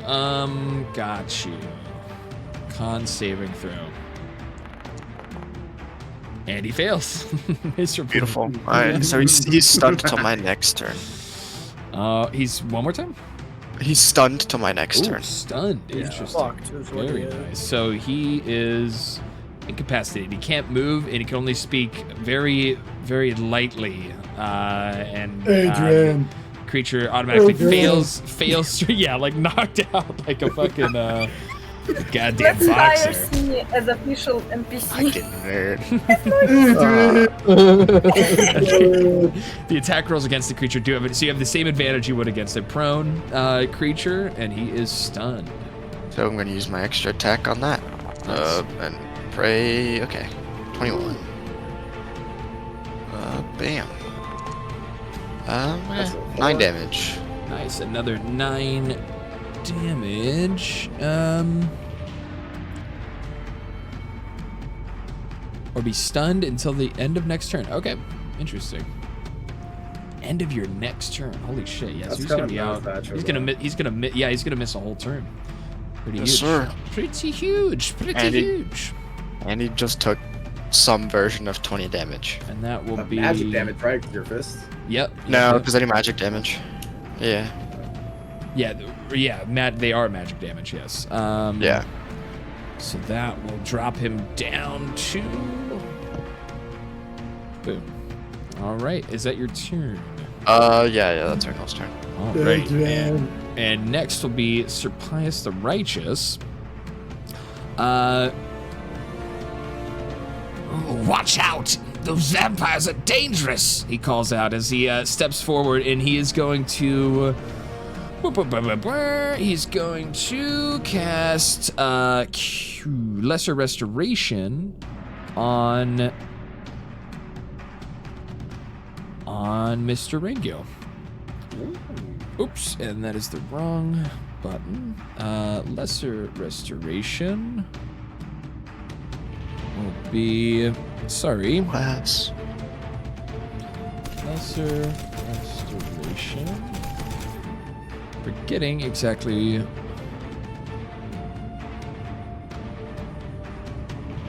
That isn't heal. Actually, it's your restoration. Actually. Does like cure Wizard does cure wounds heal?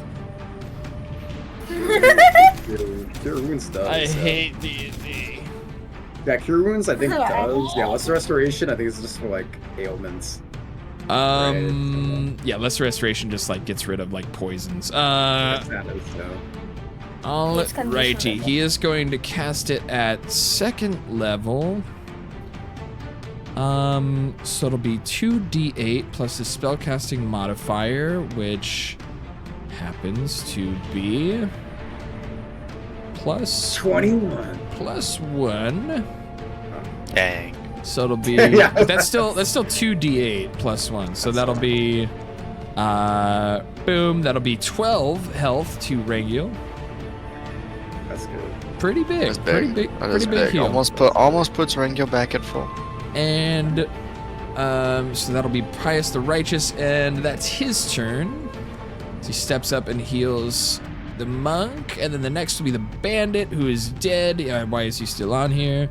Next will be the other remnant, who is going to kind of he's going to kind of step to the side. He's going to step to the side over here, and will draw his bow. He's going to try and shoot at that wizard, the vampire wizard.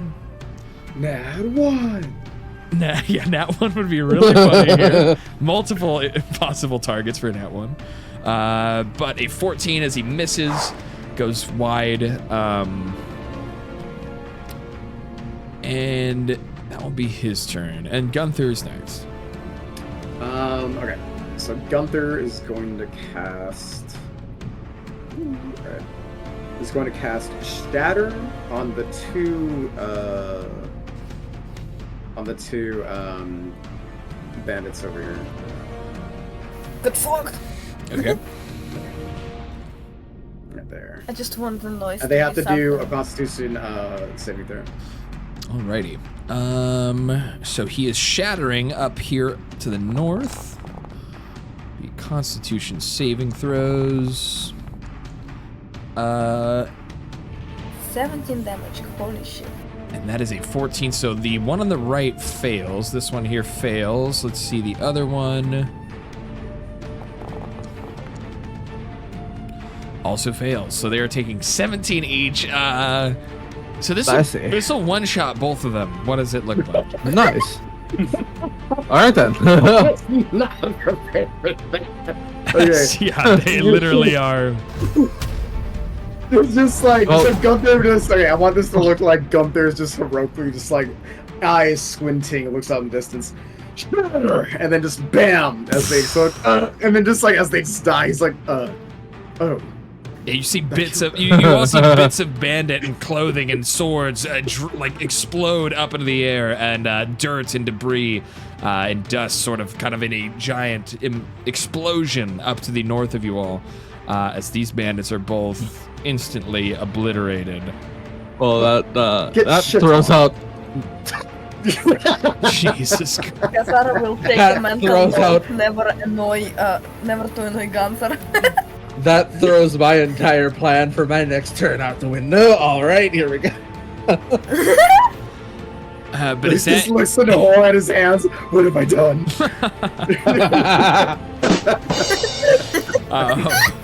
All right. What is there anything else you want to do here? With that, I believe that would. Give me 1 second to look at my. Let me see if this is a bonus action. Okay. No, it's good. It's an action. Okay, never mind. That would be the end of my turn. All right, that is Gunther's turn, and next will be not this bandit. He's exploded. Fun little smear on the floor now. All right. Tunko. Who's dead and who isn't? It's hard to tell. There's so much death. We're gonna go for this guy because I can assume he's not dead. Please, dear God. Okay, I can get my short little fucking gnome legs over there. We're gonna walk up to him and we're gonna shillelagh the fucking. We're gonna use the thingy and do the thingy. Where is it? We're gonna do the thingy. Yeah, we're gonna use. I'm just gonna use quarterstaff for the numbers, but in spirit, I'm beating. We're using the quarterstaff for the numbers, but in actuality, I'm beating this man with the giant fucking crossbow. Okay. Let's go. Nice. The 16 does hit. Okay, thank God. I was gonna not be a happy camper. Okay. As you see this gnome raise a large crossbow above his head that is bigger than him, and he slams it down. 4. That's it. 4 damage. All right. That's it. You just hit me with a crossbow. Yeah. Get wrecked. Well, What maybe we'll stick to are you? Stick to the death sounds. Hey, gang. I do the voices around here. Watch yourself. All right, and that is Thraxus next. All right. Just to double check, the vampires count as undead, not humanoid, right? Yes, they are undead. Yes, they are undead. Okay. Yes. Sorry, I was like double checking as I was saying. Casts instant destruction. Yes, turn to undead. Well, see, what I was gonna do was I was gonna cast Hold Person on these two up here, but that went out the fucking window and he just turned them into pink mist. Dude, what was it? Maximum pulse. Bro, come on. Maximum pulse. Jarvis, This man needs help. vaporize these Someone losers. get this man an intervention. Alright, so I guess I'm just gonna cast Frostbite on this guy. Alrighty.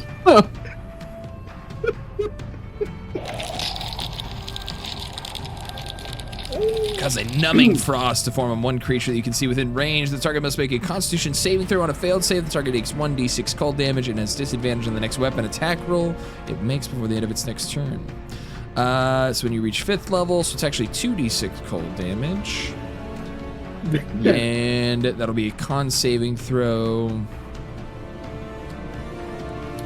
And Traxxus can roll the damage. From our boy, and he does succeed. Damn. So it'll just be no damage. Yeah. Any bonus actions?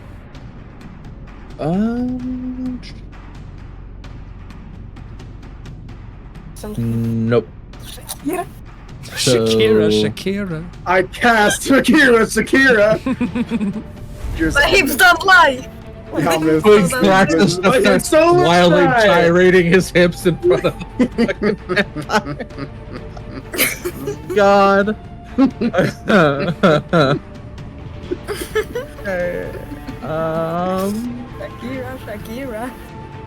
Shakira. Oh, baby, when you talk like that. Yeah, that'll be the end of my turn. No bonus action. Alrighty. Kasara is next. Our paladin. Okay, I think I'm gonna come up to this guy and the vampire condition, I kinda missed it. If I attack him, will he lose the state? The stunned? The stun. No. So there is like charmed or sleep that you can wake someone up from, but yeah, stunned. He's just out until the end of Myro's next turn, or Rangiel's next turn.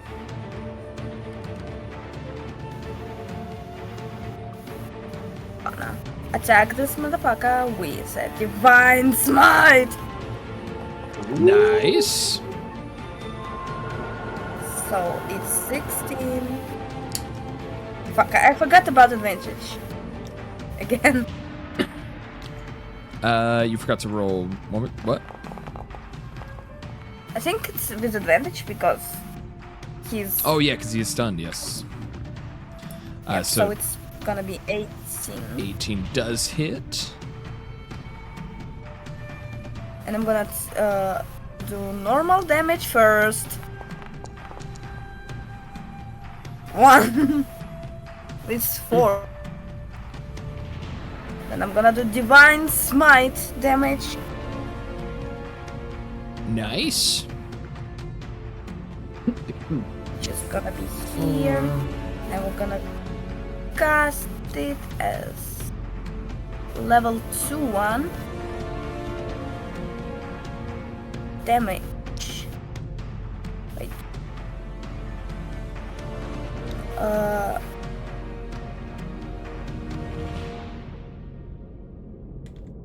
So it's gonna be 3d8 because he is also an undead. That is true. Nice! Oh my god! Huge! Almost maximum damage. Almost max damage. As you all see, as Kasara kind of raises her sword up into the air and her sword is consumed by holy light as she slams it down onto this undead fiend, this vampire, and crushes him underneath, and that will do a whopping 22 damage, which will be boom, there he is, now bleeding, a kind of chunky, unable to normally where he kind of restores the damage from an attack, a physical attack, the searing searing holy light that he's cut through him from your sword is not able to close or mend as quickly as the other attacks have, but is that your turn? That's for my first attack. There it is, yeah. Now I'm gonna do a second attack and do another divine smite. Alright, a 19 does hit. Yep. And I'm gonna do another one of those. Nice. With level 1 spell slot. Because why not, actually? First. And let's roll, baby. That's another 9 damage to him. Wasn't it the extra D8? From divine. Yeah, you need an extra D8. For the undead? Yeah, I rolled it it's the first one. This time. So I spent 1 level 2 slot and then 1 level 1 slot. Oh, got you. Okay, so that's 9, and then you need to roll for the sword damage as well. And for the sword damage, yep. Let's go, baby.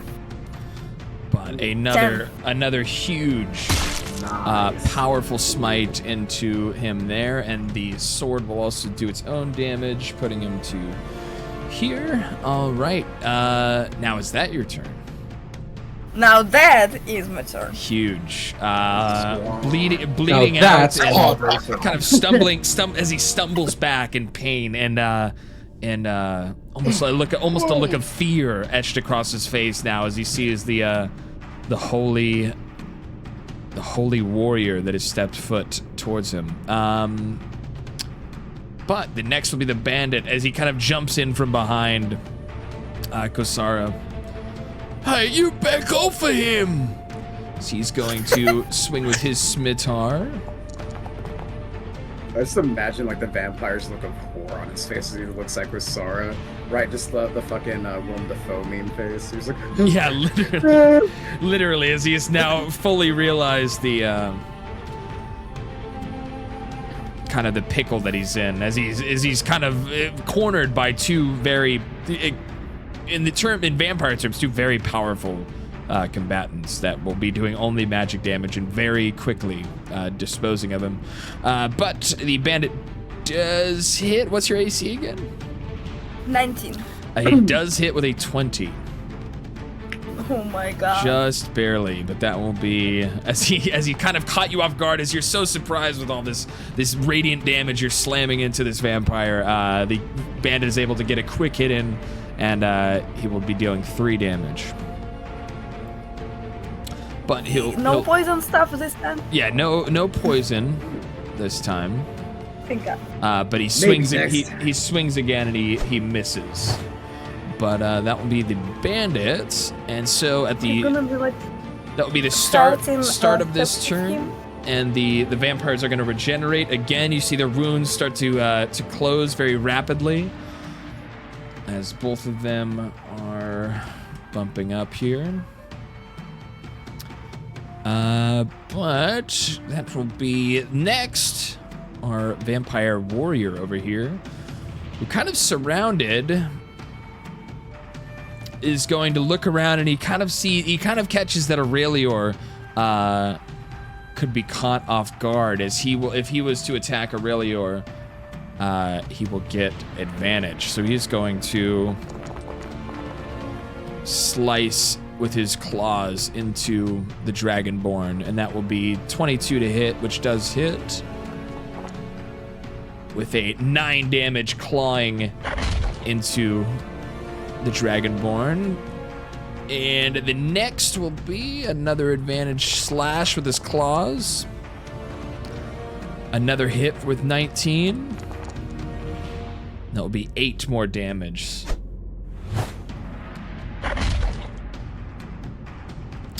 From his bloodied hands. But next will be the vampire wizard, who is stunned and will miss his turn. And next will be Aurelior. Okay. Attack.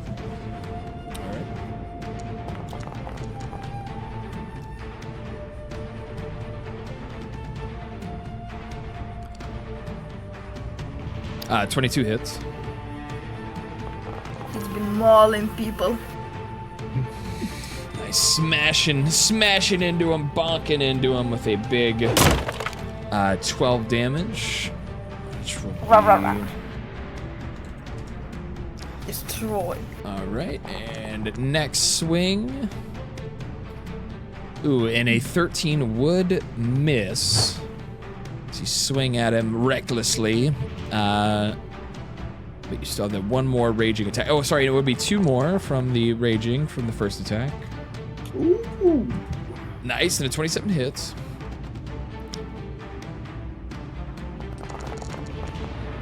Oh, was that a crit? Was that a nat 20? That was a Oh, nat 20. Oh, huge. Holy shit. Huge. Very nice. And that clobbers into him with a big 15. A big, huge 15 damage, knocking him down to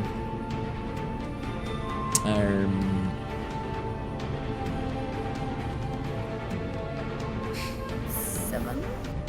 Yeah, 7 health. Here we are. Alrighty, but Clobbering. it's damn. Wait. Clobbering. It's slobbering time. Hey, it's date Can you night. scroll up? It's slobbering time. Damn. Schnitz, can you please tell me how much damage I got? I forgot to deduct.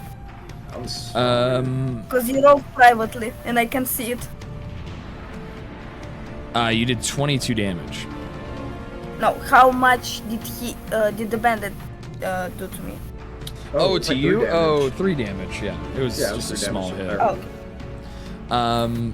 But that will be Aurelior's turn, I believe. Yeah. Alrighty. And then the Revenant is next, kind of to the north of the vampire here. He's just gonna use his long sword and get a hit in, hopefully. And he does. He does indeed, as he chops into the vampire for a little hit here. And that will drop him, and boom.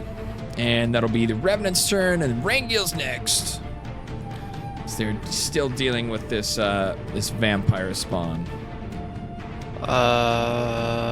Rangil's gonna punch him. Hell yeah. Who would have guessed? Real original this time around. He's I mean, again, he's it's gonna just punch an him. armed strike. You could headbutt him, you could kick him, you could hit him with your for forearm. for number one, he's gonna be real original. He's Give him a gonna little punch. dick twist. Okay. You could I grab get his advantage, right? Because he's face. stunned. I get advantage because he's stunned, right? Yes. Alright, cute. Yeah, I needed that. Huge. 7 damage. That's why I picked them, because they look so fucking stupid. Boom. 7 damage. Yeah, 7 damage. Slamming into him. Go again, but this time he's gonna knee him in the stomach. Nice. Yeah, gonna be a little. Not 20. Ooh, they nat 20. Nice. That's a crit. Let's Oh, see yeah. it. Let's see that big nat 20 damage. 11 damage. That's fucking sad. It's not great for a crit, but it's magic. It's a magical 11 damage, as that is as you kind of smack one time into his jaw, and then the next time you knee him straight into his gut.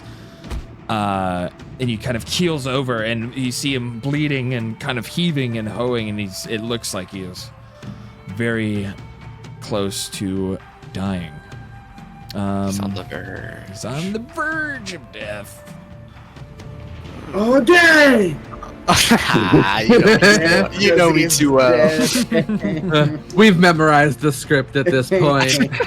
Okay. Oh wait, that wasn't the regular one. I'm gonna do another roll. Right. Yeah, that was just regular. Right on. Oh, And blast. 22 does hit. Bam. 6 damage. Ooh, and with another roundhouse kick into the side of his head,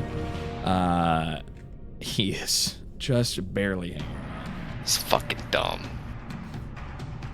Ah man. Oh well, that's Rango's turn. All right.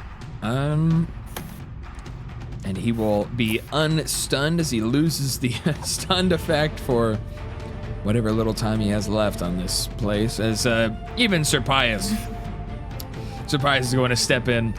That's quite enough of you, filth. And he is going to step in with his long sword and attack.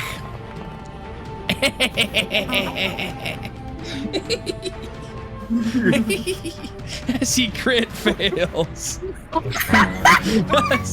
As he crit fails and accidentally as he swings and misses the vampire that's bleeding out on his last breath, and somehow misses the vampire and chops into Rankill by accident. Oh, I'm so sorry. And he deals five slashing damage to Rangiel. Oh my goodness. Damn. Oh my god. It's just the worst rolls for the NPCs tonight. I'm so sorry. I didn't mean to, Okay, and then that'll be his turn, and the Revenant is next, and he's going to shoot his longbow at the vampire as well. See, when you were laughing originally, right? I had just read Law's I just read what Laws had put. Laws had put use a chloroform napkin. And when you take the laugh, all I could imagine was just Senpaius coming over to the vampire. Chloroforming Rangiel. Damn. And then it's like a double agent the whole time. Actually, we like the vampires. Oh, that would be funny. Oh my god. It was like, and that's just like, use chloroform napkin. Oh my goodness. These were clearly against the vampires. That's so funny. And he healed you too. So he healed you and then he injured you again. But the Revenant pulls back his longbow and tries to take a shot at the vampire to finish him off, but he misses. That'll be the Revenant, and back to Gunther Galahad. Gunther's going to, let's see. Gunther is going to cast Vicious Mockery on the vampire that's near death. Okay. I was gonna say on Serpias for that just epic fail. Oh my god. Oh my god. Alrighty, and so that is a Wisdom saving throw. Ooh! He failed? That is a nat 20. Oh shit! He saves that very much. Oh goddamn. He turns around and knocks Gunther instead. He points his finger out. You're a loser! How dare you down there! As he's dying, as he's like bleeding out from every orifice. Is there any bonus actions you want to do?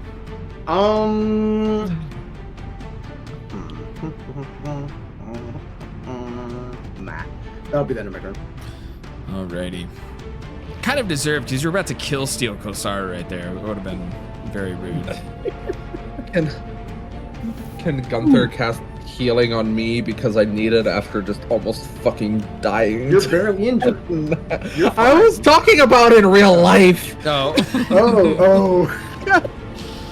If you had let me finish the fucking but next is Tonka. You'll never guess what we're gonna. Oh wait, can I? I don't think it takes bardic inspiration. Right? Hold on. Don't think so. I think again. I have nothing else we can do here. Please let me cook. Does. And cook you do, as a 15 does hit. All right, we're gonna get like the biggest number here. Yeah, you do. Okay, sorry. Oh well, that was the fucking. Wow. Ooh. As you kind of bump it, you kind of bump the crossbow into him, and he just looks over at you, kind of weirded out. And he's gonna give him the bird. Never show weakness. Whose child is this? Yeah, literally. All right, that's it. All right. That's all we can do. Wonderful. That is Tunka's Shillelagh turn, and then we'll do Thraxus's next. Oh my god. Okay. I will cast Ray of Frost on the vampire in the middle of the little gangbang that we have going here. Right on. So this should just be a normal attack roll, right? Yep. Yes. You're just trying to beat his AC. Ooh, and beat as I see you do. Roll for damage. And that's 2d8. Yep. Okay. Double checking it was set right. Yay. Nice. Is another 8 frost damage into this vampire here, and that will drop him down to. I believe that's correct math. It is. Any bonus actions? Nope. That's the end of my turn. Alrighty. And next is Kosara, the holy warrior of old. I'm just pissed off by vampires. It's always vampires. I'm about to become a barbarian on those bitches. You could Let's say go. that she's armed and dangerous. 14 14 misses on the vampire. Goddamn. Okay. As he's kind of like as his body is lumbering, but he's able to just sway out of the way of your attack. By pure chance. Just by kind of but luck, don't worry, yeah. because And again, he just kind of limply like moves out of the way of your swinging. Sorry, I was clearly blinded by rage at this point. Almost on instinct. Yeah, blinded. Yeah, just trying your hardest just to finish this thing off, but not able to land a hit. Is that your turn? Yep. I'm gonna just swing my sword and like, I'm gonna get you, you motherfucker! Alrighty.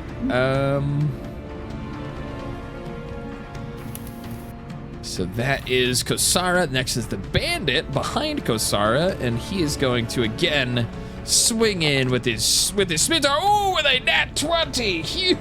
Oh, spicy! As he slams down with his holy scimitar, and that will be critical damage. Oh, and it's 6 damage. 6 damage into Kosara.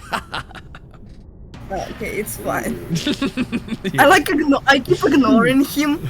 He's like giggling and laughing, and I'm like, he's like smacking on your armor. It's like barely. It's not even really hurting you. But I will deal with you in a second. Unnatural 20, 22 will be normal damage. That'll be another 4 damage into Kosara. Not terrible. A little 10 damage coming out from the little ad here. And I keep ignoring him. Very nice.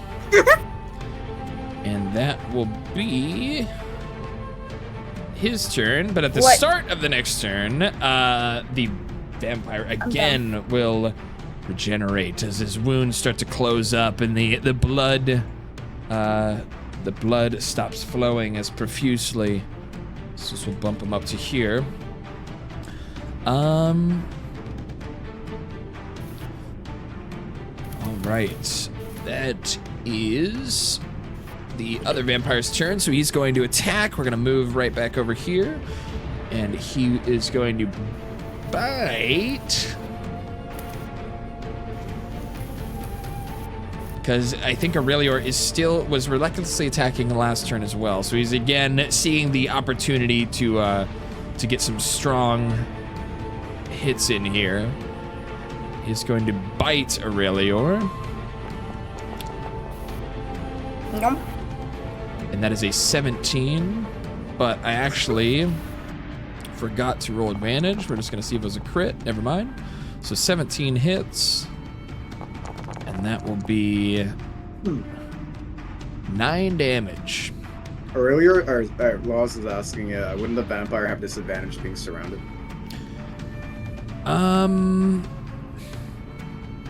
Oops, I'm gonna I keep look it forgetting. up. I don't think that's a...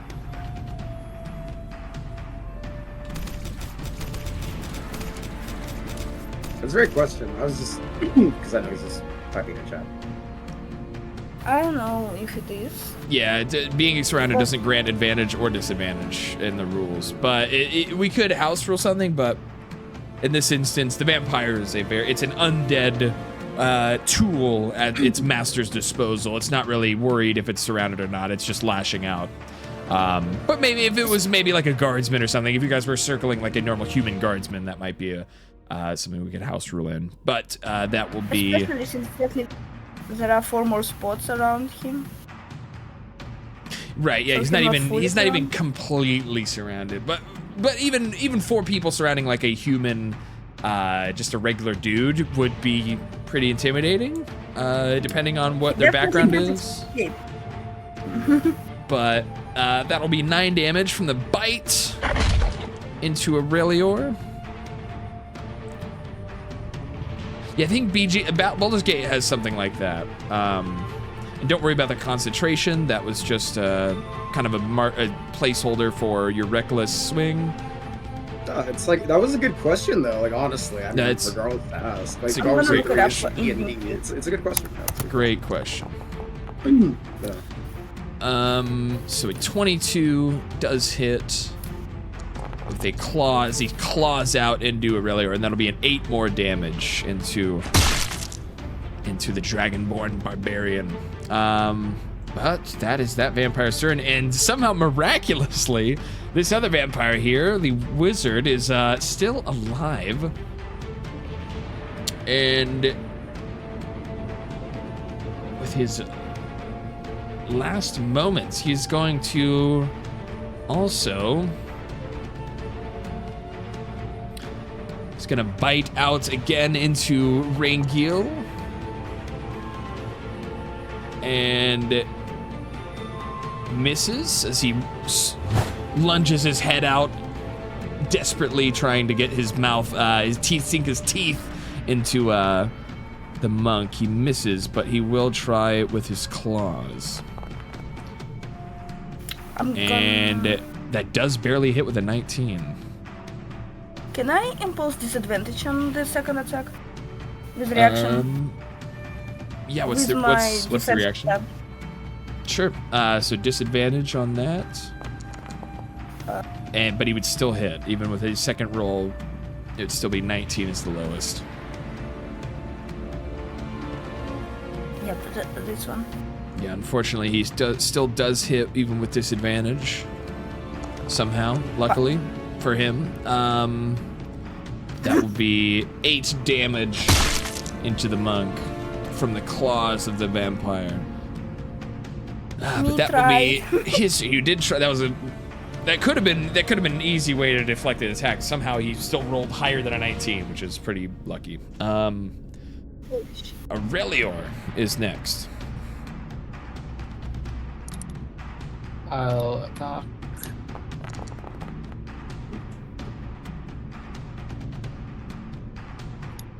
Nice, that hits. He mauls them. He mauls them all. Darth Maul. Dragon Maul. Dragon. So that'll be 9 damage. Turning that into. All right, another big hit from the Maul. Boom, bam.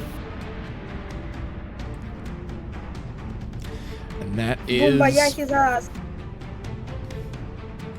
Boom. All right, from the second attack. Ooh, and another hit for the third attack. 3 hits, huge. Huge, dude. Dude, nice. Holy do you also do you have Great Weapon Master? You do have Great Weapon Master that you haven't used in the last couple of combats, which is really useful for, especially if you're going to use Reckless Attack. You could combine that with Great Weapon Master, so you're getting you do get the Great Weapon Master minus 5 from the attack roll, but you're getting 2 rolls, so you're getting a pretty decent chance to roll 10 extra damage on top of whatever you're doing.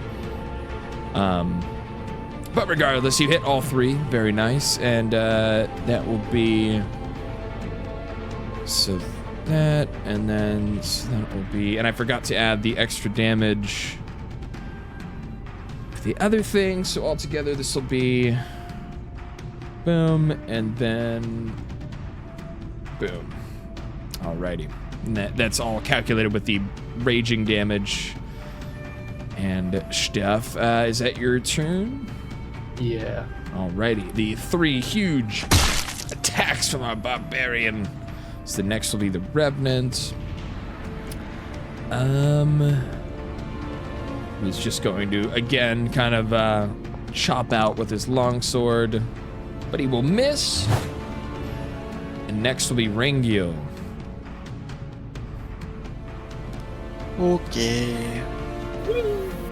Rangil is going to continue his assault upon the...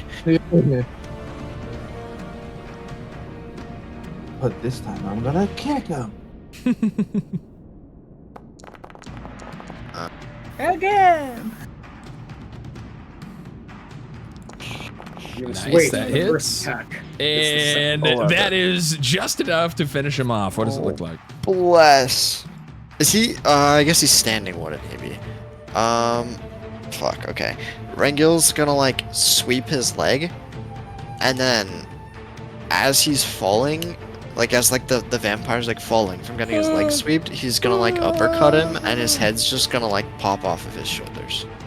You can, so as he's falling So, like, as he's falling, and you just uppercut him under his jaw. Damn, huge, fucking, a massive hit. As his head goes flying, his spinal cord still attached, blood flying everywhere as the vampire has been destroyed.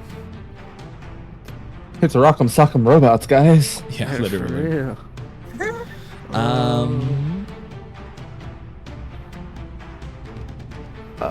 It's still Rangil's turn here. Fuck, okay.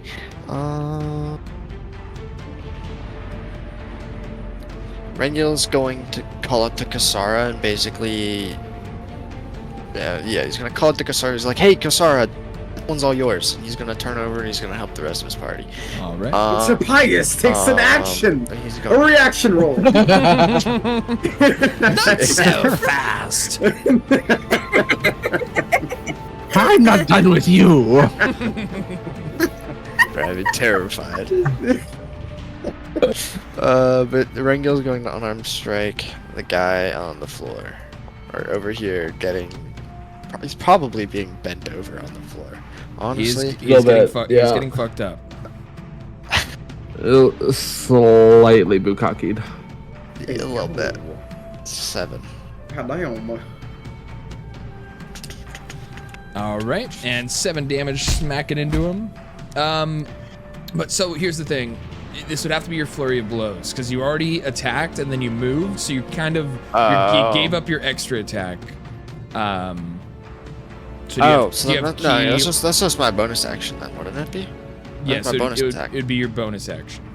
You'd have do you have to use key? I don't know if you have to use key for that, or if you have key available. No. So I have 3 base attacks every turn. So I have two regular attacks. So I have the primary attack and then the extra attack, and then I have a bonus action attack. Okay, so this is your bonus action attack. That was just the bonus action attack. 7 damage into him here, pretty huge.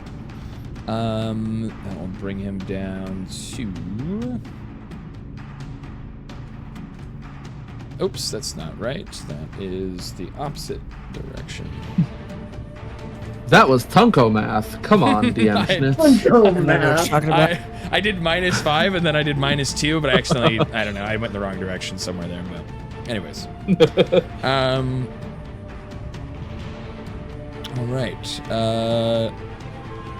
Is that your turn with your bonus action attack? Yeah. That's bonus action. Alrighty. That's right. And next will be Serpius the Righteous. Kind of steps up again, and he rushes over to assist Kasara with the bandit here. Let's go. Let's do it as he swings out with his long sword of the Silver Dragon. The same looking model that you all found hanging on the walls within the castle, and that is a 16. That does hit. And he... you basically see him as he, you see Serpius kind of step over... Oh, whoops. You see him kind of step over to the bandit, and with one large swing, he cleaves the head clean off the shoulders of the bandit. as the bandit falls to the floor, headless, and is dead. But that will be Sir Pius's turn. The Revenant is next, who is the one right over here. And I guess he'll just kind of join the little mosh pit over here, and he'll try and swing down on this vampire. He casts Shakira. Shakira, and Shakira hits. Errore. And damn. And another kill from the Remnants of the Silver Dragon as he steps over and he reaches his sword above his head and drops it clean through the shoulder of the vampire. And you see the vampire as he kind of looks over at the Revenant that has struck him, as the Revenant keeps forcefully dragging his sword further and further down into the vampire until he basically cuts him in half diagonally as the two halves of the vampire fall to the floor. And that is the last of the forces of Strahd that have sought you out at the Agensvost. And that is the end of the bloody conflict between you all, with the assistance of the Revenants here. Pretty cool. But we'll... Okay, as soon as the fight ends, with heavy breathing from the fight, Cassara will rush towards her, the wagon, and fight for her stuff. Come on. Now you go to open the back and it is still locked. Tunko's gonna start pulling. Tunko's gonna start taking the crossbow. Sorry, you just talked over Marge. What does Marge do?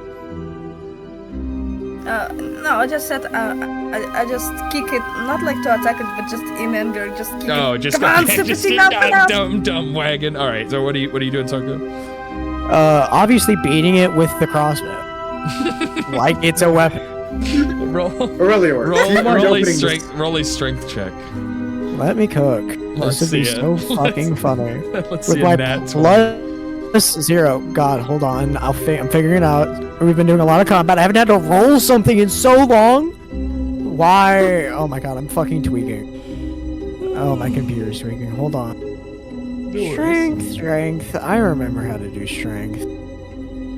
I definitely remember how the fuck do you do strength? Tunko never used this as strength. Double click on your character and then like the little ear details. Do the strength check that way. Where? Dude, wait, it says strength. On the word. Like on the word. Yeah, you just click the word. Yeah. Oh yeah. Not the click the number. Yeah. That's all. There you go. Okay, thank God. It was worth it. Thank God. Slightly. Well, and you're hitting it with the crossbow? The crossbow, which is as big as me.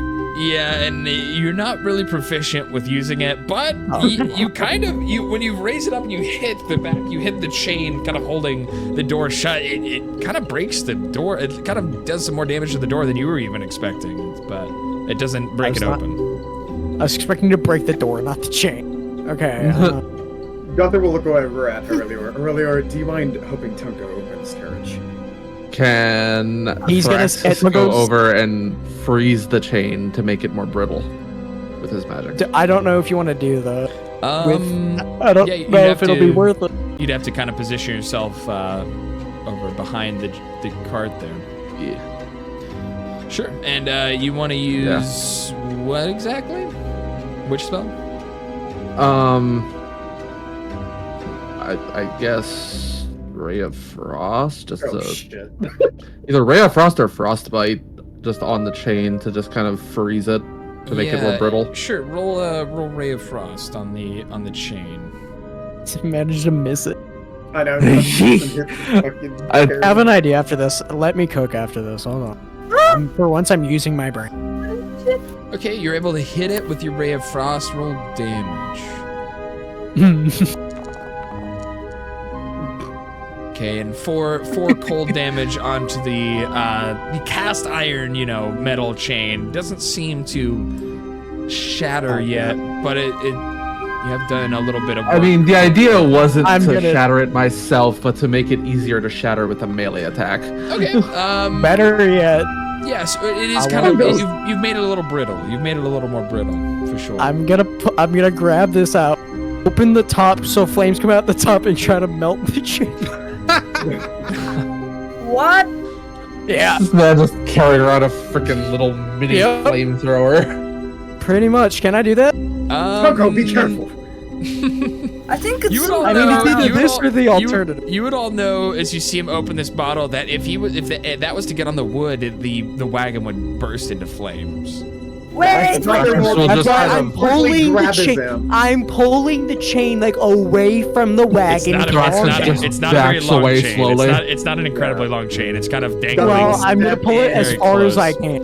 It would Gunther you'd will still stop be him. Gunther will try to you'd be still very close to the wagon. Yeah, Gunther will try to just stop. gonna smack the chain with a sword. Can I do And that? you'd also be counteracting the frost in that. I already said you don't. I don't know if you want to do that. Let maybe. Can I just smack it with a sword? Smack the alchemist fire out of his hand. No. Just Because smack that the would go chain. well. Oh, the chain. Yeah, you could try. You could try hitting the short. Roll with advantage. Okay. With You guys have advantage. 60 seconds to get this open before I throw this thing. Oh, Gunther will kill you. It's 23 to hit. You gotta get. I'm making sure you're putting your bag into it. Now there's stakes. So 23 that does hit, and that will be 11 damage.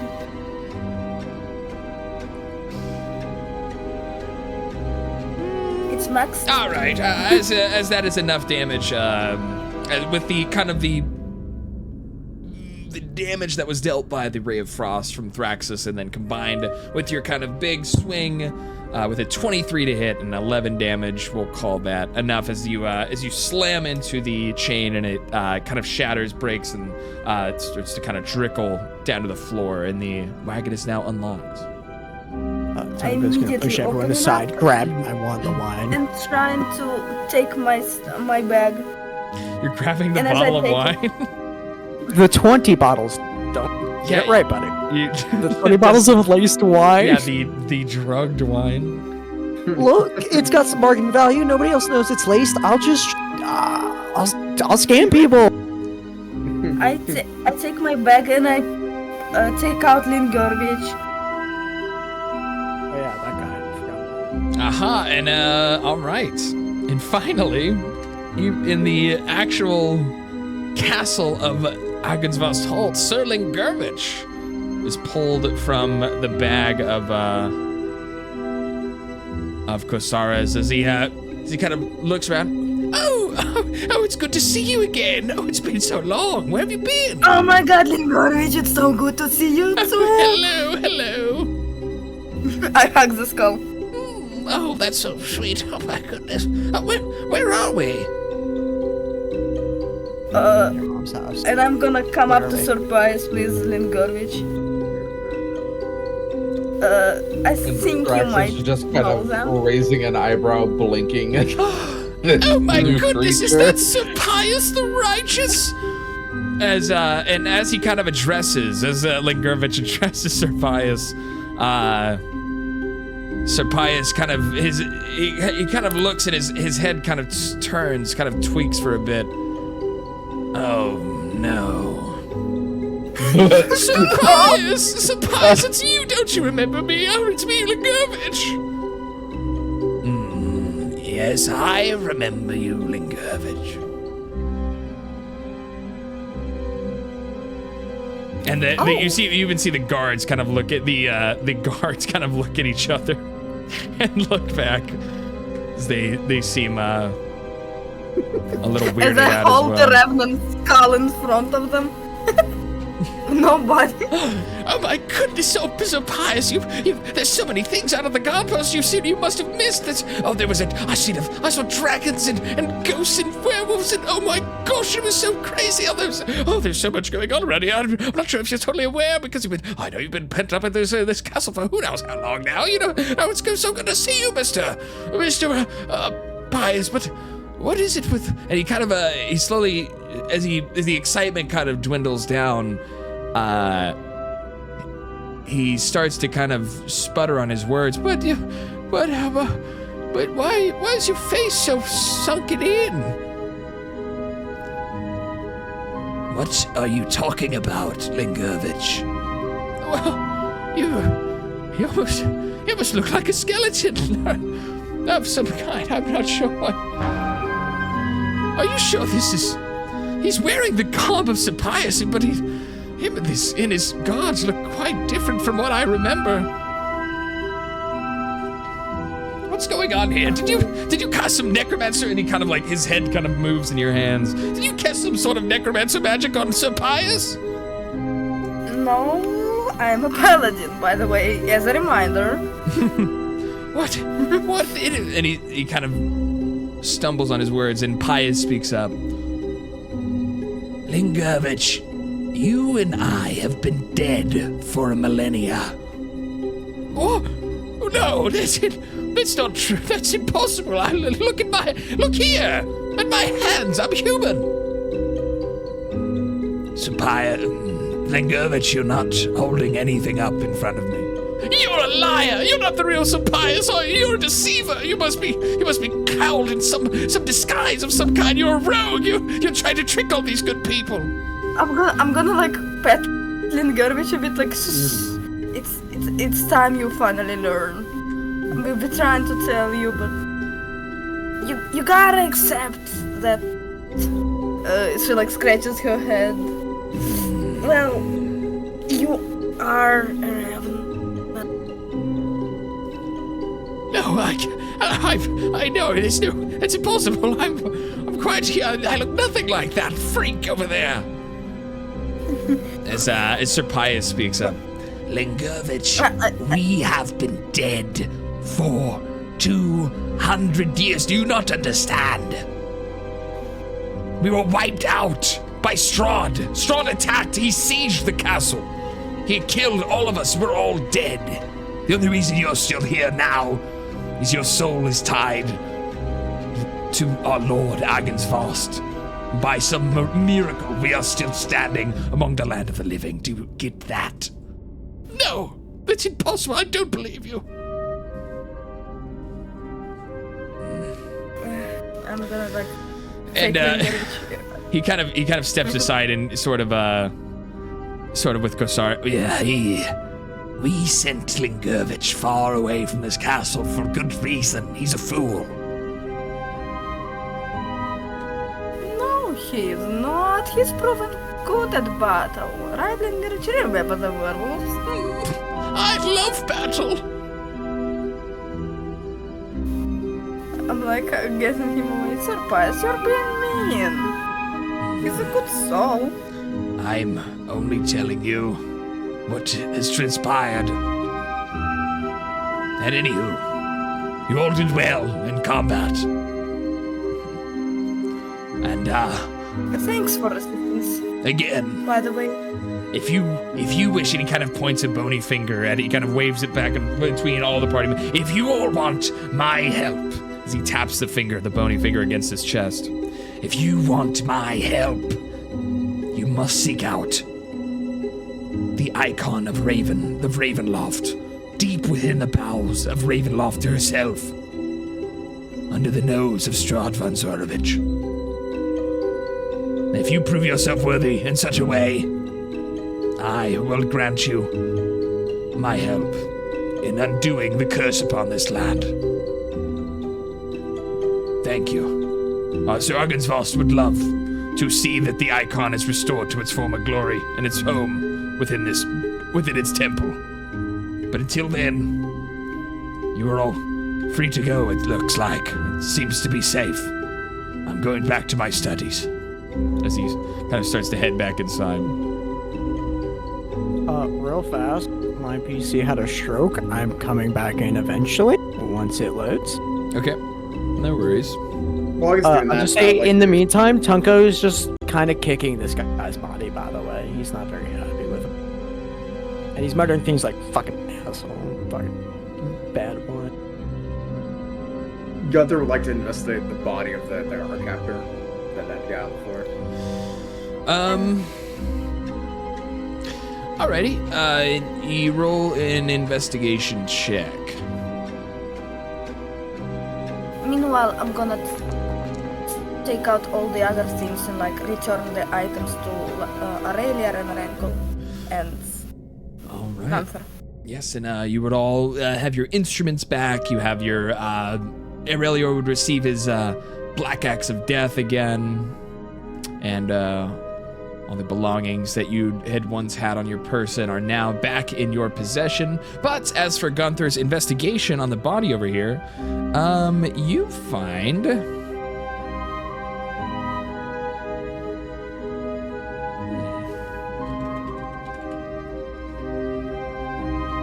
Good wine? You Not find shitty bad wine. You find a dagger, a very mysterious and very special-looking dagger, along with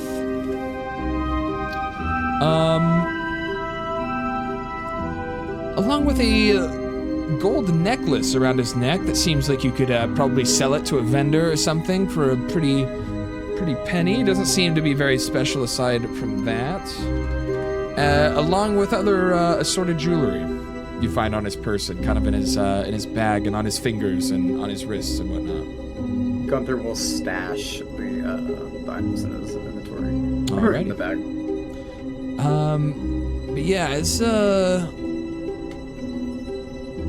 roll an Arcana check. Okay.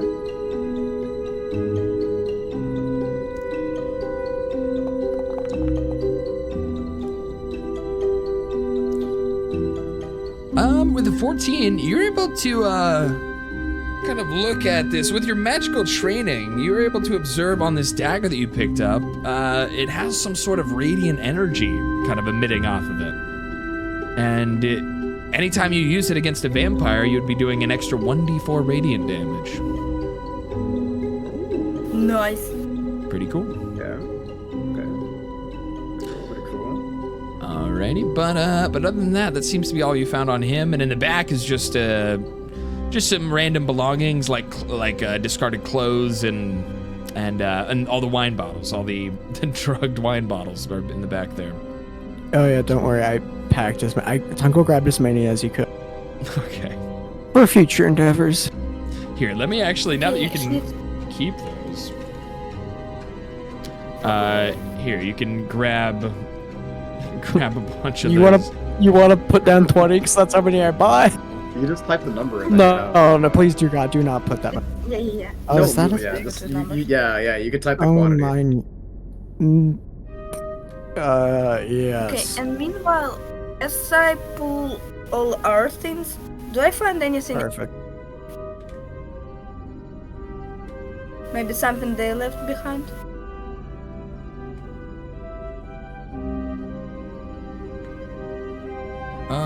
Sorry, something happened and Okay. Shit's breaking, oh god. no, the bottle I just gave him just disappeared out of existence. I don't know what just happened. Anywho, sorry, what were you asking, Kassar? I was asking, as I pull out all of our things, do I find anything else in the wagon?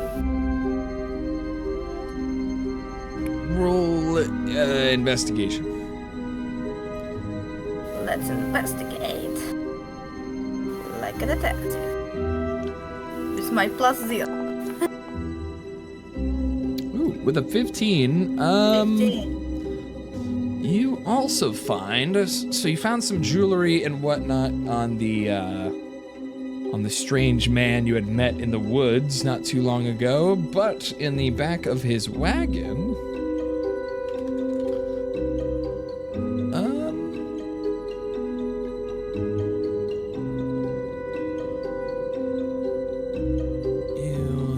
you find 200 Strahd coins. Kind of a bag of coins. Tokens? You find a bag of coins bearing the bearing the face of Stradvan Zarovich. No, I just realized. Why wasn't this fucker laced? Because I think he also was drinking with me and Gunther. You probably had. I know I'm like. I need to pat this fucker down to find this antidote or something. Why already in this scene? You're not sure. He may have had a separate bottle that wasn't drugged that he kept with him, but 20 bottles of shit. Tonko's now just gonna start bitching. Instead of being depressed, he's now just gonna start bitching. Shitty wine, can't fucking drink it. He's gonna sit there on the ground and start pouting like a fucking child. Well, Tonko, my friend. Perhaps Gosara is a paladin, right? And perhaps we could ask her, maybe she could use her purified magics on the wine to purify it. Tonko's gonna sit here and he's gonna think about that. And then he's gonna grab out a bottle. Yeah. And throw it at I don't have that prepared, so... Sorry. I'm dead serious. He's gonna take a bottle and just toss it, like throw it at his gut area. And yeah. And he's gonna say, "Oh, I don't need your help." I'm just gonna try to catch the bottle. Can I roll for it? It's a really good idea. Yeah, sure. Roll a dex save. Wait, Schnitz, do rituals need to be prepared to be used, by the way? You fail to catch the bottle, and it just kind of bounces off of you, and it falls to the floor and breaks. Alright, we're down to 22, alright. It's fine. The thing is, though, is I am rich as fuck. Each one of these is 500 gold, it says. So, like, I'm a multi-millionaire. Is that not? I know it's not true, but I'm just coping. Yeah, the price on just there don't is say just, please don't say anything. Just let me cope. Just let me cope. Let me have this. Just let me live in my delusions a little while longer. He is so rich, guys. I'm so fucking rich. Wait. I'm not pulling out the rich, calculator for that, though. You're rich, Tonko. Yes. Oh, no. Tonko rich confirmed. Wait, no. No, okay. No. But other than that, I guess Kosar is still kind of carrying Lingurvich around, who will be kind of following her. Yeah. But again, it's up to you guys where you want to go next. There is the library in Valaki that you could investigate, maybe even travel to Kresik, try to find some of these books. The Abbey in Kresik may have some of the books you're looking for the sonnet, for Sir Sonnet, the poet. You could try and find that spider's lair, that Spider Queen's lair, and conquer her. You could travel to the Perez ruins, or even closer to home, closer where you guys are at right now, you could try and bury the bones of Sister Mercia. Brainwave, is this horse alive? That is a great question. It is just kind of, it seems to be kind of resting on all fours in front of the carriage with its Tonko's gonna peek, his head's gonna go up because he has a brainwave. We take his fucking car. This is ours now. We're gonna get around in style. And Tonko's gonna pat the horse. Please tell me that horse has a reaction. Good son. No, it doesn't kick. Roll animal. Yeah, that's a good call. Yeah, roll animal handling for patting the horse here. Fuck You've never met before. I can't see any rolls, so someone tell me how fucked up it was. And with his small gnome hands, you kind of pat and then brush and pat and brush the side of the horse, and it seems actually quite comfortable as it kind of looks over. Its big, large neck kind of looks over and looks at you with eyes not alarmed at all, and it looks kind of like back down at the ground. I'm assuming I rolled good because I legit cannot see any rolls. Like a dice did not appear on my screen. Nothing happened. I'm just shooting in the dark. No, that was I could roll a nat 20 and you guys could act like I rolled a nat 1. I would have no fucking idea. What do you mean? I just can't see rolls. What do you mean? Like, are you open? Do you have the chat thing open? You have the chat? Oh yeah, no, it's like I have it open, and like the 3D dice also did not come up, like at all. Huh? Like here, let's roll a fucking medicine, sure, whatever. Let's see if it. Yeah, nothing. I would say maybe like. That's weird, yeah, because we're all seeing it. We're seeing your dice and we're seeing the numbers. In Let me refresh again here. Hold I'd on. say, like try refresh. But anywho, Both time 19. but yeah, you guys have a lot of directions you could head here, so it's up to you. But And yeah, of you course. could also, for the carriage, if you wanted to take it, if you wanted to take it with you, you could, but someone would have to make a high enough animal handling to know how to use the carriage and kind of Let's see. use the reins of the carriage. Say Thraxis. I have you are plus jury. to it. I might I was try. going to say I can try an animal handling, and I could also perhaps talk to the horse and see if there's any. And if that doesn't work, just like summon your own thing. We'll just let this useless one go. Wild shape into a horse. I am the carriage. Exactly. That is true. You could. All right, so Schnitz, I'm telling you now, no matter what, this carriage is coming with us. We have like 5 different ways to I do have this. proficiency with land vehicles. Oh, perfect. All right. Well, that is exactly what you would need to operate something like this. So yeah. if you guys want to, and that would actually help. So when you're traveling along the Slavich Road that runs through Barovia, it is a very dangerous place with many possible dangers that you and your party could be running into. So having a transportation like this would be very useful. You would be avoiding a lot of the danger along the road that you possibly it would reduce the chances of you guys running into a dangerous situation along the roads to and from. As long as we keep Tunko far away from the reins, we'll be fine. Does Tunko hear this? Please let me hear this. I wasn't saying that in character. Oh, okay. Okay. There ain't shit for Tunko to hear, my friend. Don't worry, Tunko. You bet your ass, Tunko isn't driving this thing. He's gonna sit back in the back like a goddamn king and get driven around. That's what's gonna happen here. He's gonna. It's speaking of that. So, in character, Tunko's gonna take his backpack, toss it back in the carriage, and say, "All right, how are we taking this thing?"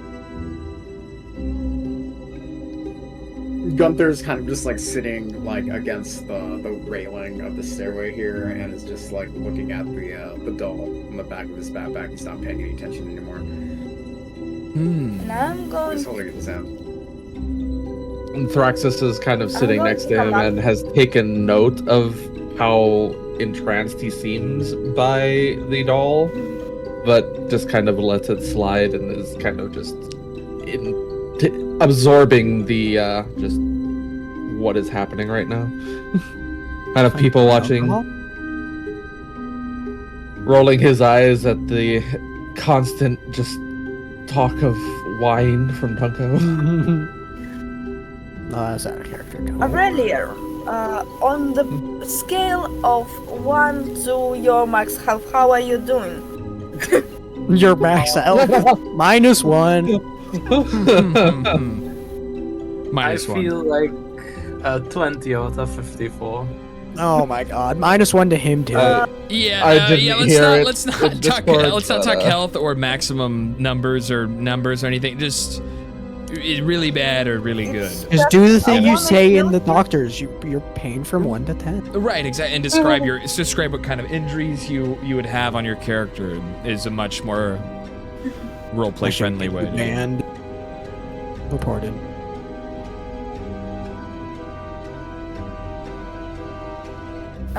Because I wanna give him a lay on hands. Very nice. Lay those hands on him. I need a number. Like, I'm gonna just heal you 15. Yep.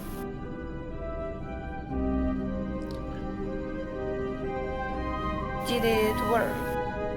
How much? Okay, so, Lalis, you can restore yourself 15 HP. I'm seeing 15. Same. Yeah, nothing. Oh, Fantry is tweaking.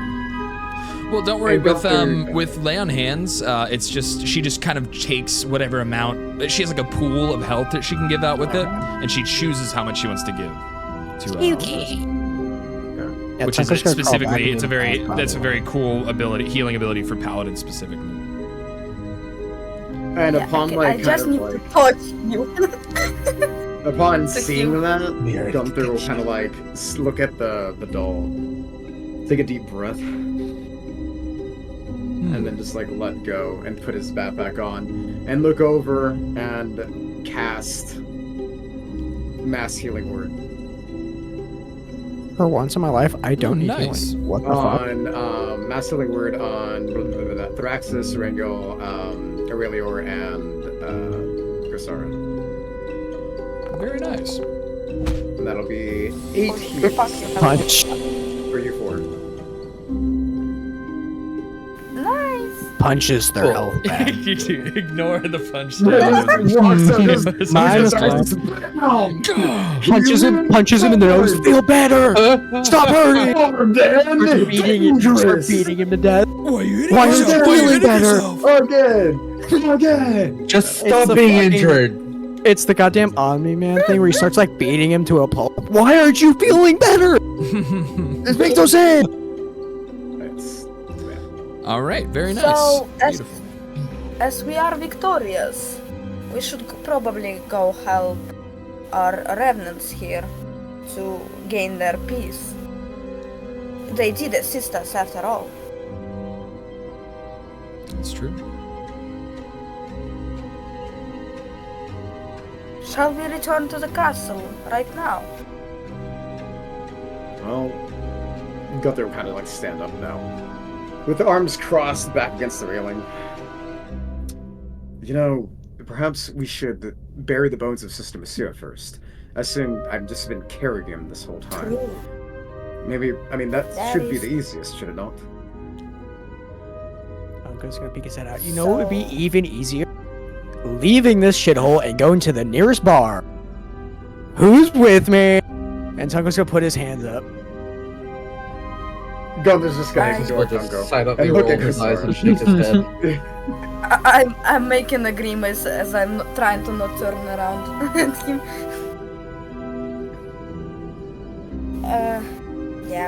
We should. Probably the bones would be the easiest and quickest. The bones. I believe there was a chapel, or did she say? Indeed. They did mention a chapel. I wonder just where it is. Is it around here? Around the back of the perhaps? That was my exact thoughts. Do you think that we should explore? Should we either go the way that we did and how we entered into this castle in the first place, or should we someone venture? Gunther will kind of like point in this direction over here. Should we head this way? I believe we could, yes. In garbage, we're gonna bury the bone. Are you alright there with your little existential crisis? Retcon. You wouldn't be burying the. Sorry, misunderstood what the Sister Marcia quest was asking. You wouldn't be burying her here. Sorry. You could choose one of the directions you guys could head is to back to Kresik, to bury her bones in the Abbey's graveyard.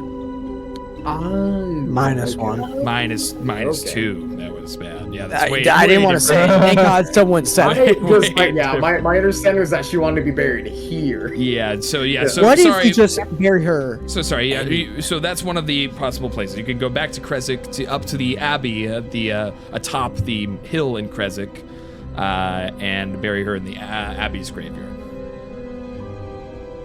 I see. If we are to bury her in the Abbey, though, we might wanna be a bit stealthy, since we still haven't brought them their wedding dress. Wait, there's a wedding. Well, you did bring them the wedding dress, but Irina was not a suitable wife after you cut all her hair off. Is what happened. Oh wait, yeah. Tunko's gonna say, I don't care what we do as long as it's not here. I want away from this weird-ass castle. You do understand, Tunko, that we will have to come back eventually. Well, eventually, so let's go do something else beforehand. It's not right to break a promise. Yeah, so we can go bury her. We'll be back, like he said. They never gave us a time frame. Okay? He is right. They just said, do it. They never said, do it right now. Okay. Details. The sooner the better. We could, well, there's another option here. We could cross two birds with one stone, hopefully. We can bury the bones of Sister Messia, and also look for maybe the books that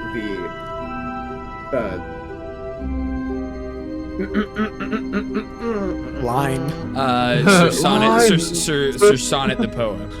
Yeah, Sir Sonnet the poet had requested. Perhaps there's a library or bookstore or some place we could purchase something in which we can get some of the books he mentioned. So we could be going Kresik for that as well as rest and drink for Tunko. Yeah! There is also Gunther would have muttered that in silence, so Tunko did not hear the last word. Damn it. Tunko, you are free to go without us if you truly wish to go. Nah. That's what Tunko's gonna say. Out of character, I don't want to put Schnitz through having dual stoolie line of bullshit. I had that thought, but then I thought he's not doing You've been recommending that is correct. No, you're not gonna split No, up. we're not not. Scooby-Dooing splitting up. I had that idea, but like, if I was the DM and this just may be my laziness talking, I'm not fucking doing that. Yeah. So we could, in theory, there was 4 ghosts. We could, in theory, get 2 of their quests done in one go. What do you think? And Gunther will kind of like look at Rangil, Kosar, and Aurelia. I believe the faster the better. I see. Then, are you proficient enough with handling the horse in this carriage? Yes. Back in my town, I usually was the one driving the carriage. And I like pet the horse before I sit in the... Yeah, Tunko's gonna hop in the back and get real comfortable. Get legs kicked up. With a smile and cracking his knuckles, Gunther was like, walked on over to Thraxus. Well, Thraxus, my friend, do you wish to join us? We'll be going to Kresik. It's a town not far off here. Well, we'll be able to get a little bit of rest, but also fulfill the quests of these revenants here. And you can get wine, Tunko's gonna say as he sticks his head out the back. We are also very familiar with a certain innkeeper who's very nice and welcoming. There is wine. I'm just remembering out of character what I did last time to that innkeeper, and I fucked up his chair. I think. Very nice. Yes, I remember that. Oh yeah. He's nice to some people. Thraxus will. Next to me. If we are about to be ambushed, I want. Well, here, Marge. Sorry, Gunther was talking to Thraxus here for a second. Oh, sorry. So Thraxus will just, again, silently shake his head at Tunko's remark and address Gunther with a, yes, I will join you. If nothing else, I may be able to ask this innkeeper if he has heard of any gnomish druids around these parts. Well, perhaps I'll find some sort of lead. Rangil, are you ready? Ready as I'll ever be. Alrighty. So yeah, Rangil has no idea what the fuck is even happening. Everyone can situate yourselves on the We're going to bury some lady. Wagon here. We're gonna bring Schnitz to the effort of making this wagon is not leaving. Schnitz is now pretending, alright, how do I get rid of this goddamn wagon? Well, no, I can just copy. I just copy you all on the wagon there, and we will all head back to... God, I'm so smart sometimes. Imagine if we walked and we'll all be heading back to Kresik. So I'm gonna keep Lingarvich next to me, so if I roll perception, he rolls perception. That's the rules. That's Oh, the. yeah, by the way, as we're like leaving, Tunko's gonna take another bottle and throw it at that guy's body for what he did. So I'm now missing another bottle. Hold on, what are we down to? We're down to 21. Okay. And you all kind of oops. You're No, about it's to- moving. Sorry. Oh my God, it's loose. It's loose. We are going to. Okay, hold on. Hold your horses. Get it? Oh my God, it's gonna be like that one episode where we had to get the horse. No It's horse. it's that session all over again. God damn it. Here, everybody. Get the hell off. Wagons are Get a out. little crazy to handle, but here we Oh go. wait, All it just right. slid back and forth. So yeah, as you all are back on the wagon here. Sorry. Here we go. As we're now properly oriented, you all make your way up the road on the back of the wagon, controlled, kind of piloted by Kasara here, who actually has a proficiency in operating vehicles like this, like wagons and whatnot, which is very handy. And you guys are able to navigate your way up the road and follow the signs back towards Krezk as you all kind of approach the gates. Here I can roll for land vehicle. Wait, one more time? It says here that I have +6 to roll for land vehicle. So I basically can't do my soul. +6 to what? So apparently land vehicle has its own check. The skill check. Oh, interesting. Yeah, I've actually never. This is actually the very first time, even when I've been a player in the last fucking decade of playing this game. We've never really used a vehicle like a wagon. D&D, you've never used a horse and buggy? We've seen them. We've run into NPCs that use them, or we've visit. Yeah, we've just never. Our party has never needed one or had or thought to use Never one. killed the owner and just stole the thing? Is that what I'm... Yeah, You weren't a murder hobo? I would never guess. But you all see kind of on the guard tower here. Whoopsies. I wave to the guard. It's us again. Yes, you see the guard. He kind of lurches over with his helmet kind of loosely dangling on his head as he kind of puts his hand over his eyes and he peers down at you. Oh, all right. Oh, wait, yo, all right. And he calls down. I'll be right down. I'll open the gates. Give me just a second. As he kind of moves out of view, and you start to hear some pulleys and some ropes and gears turning as suddenly the two large gate doors are pulled open in front of you. Oh, sweet trample. And so let me move you guys. So as you guys kind of move up here, you got a horse and buggy. Where'd you get your hands on one of them? Yeah, Tongue's gonna stick his head out. Yeah, the owner got his fucking neck snapped, so you know. You remember how we were supposed to go in west? Yeah, what are you telling me? You're telling me you killed someone and stole this wagon? I didn't kill him. It was the vampires, duh. I'm like session time. And he Like looks adults are talking. kind of confused. Good. I'm That like, was his- you remember how we were supposed to retrieve the werewolf? Yeah, we kinda got kidnapped. And we escaped. And that was the traitor's horse that tried to sell us to Strat himself. Oh, good. Well, I'm glad you made it back all right, I guess. So it's only good that this poor horsey is freed from that awful man.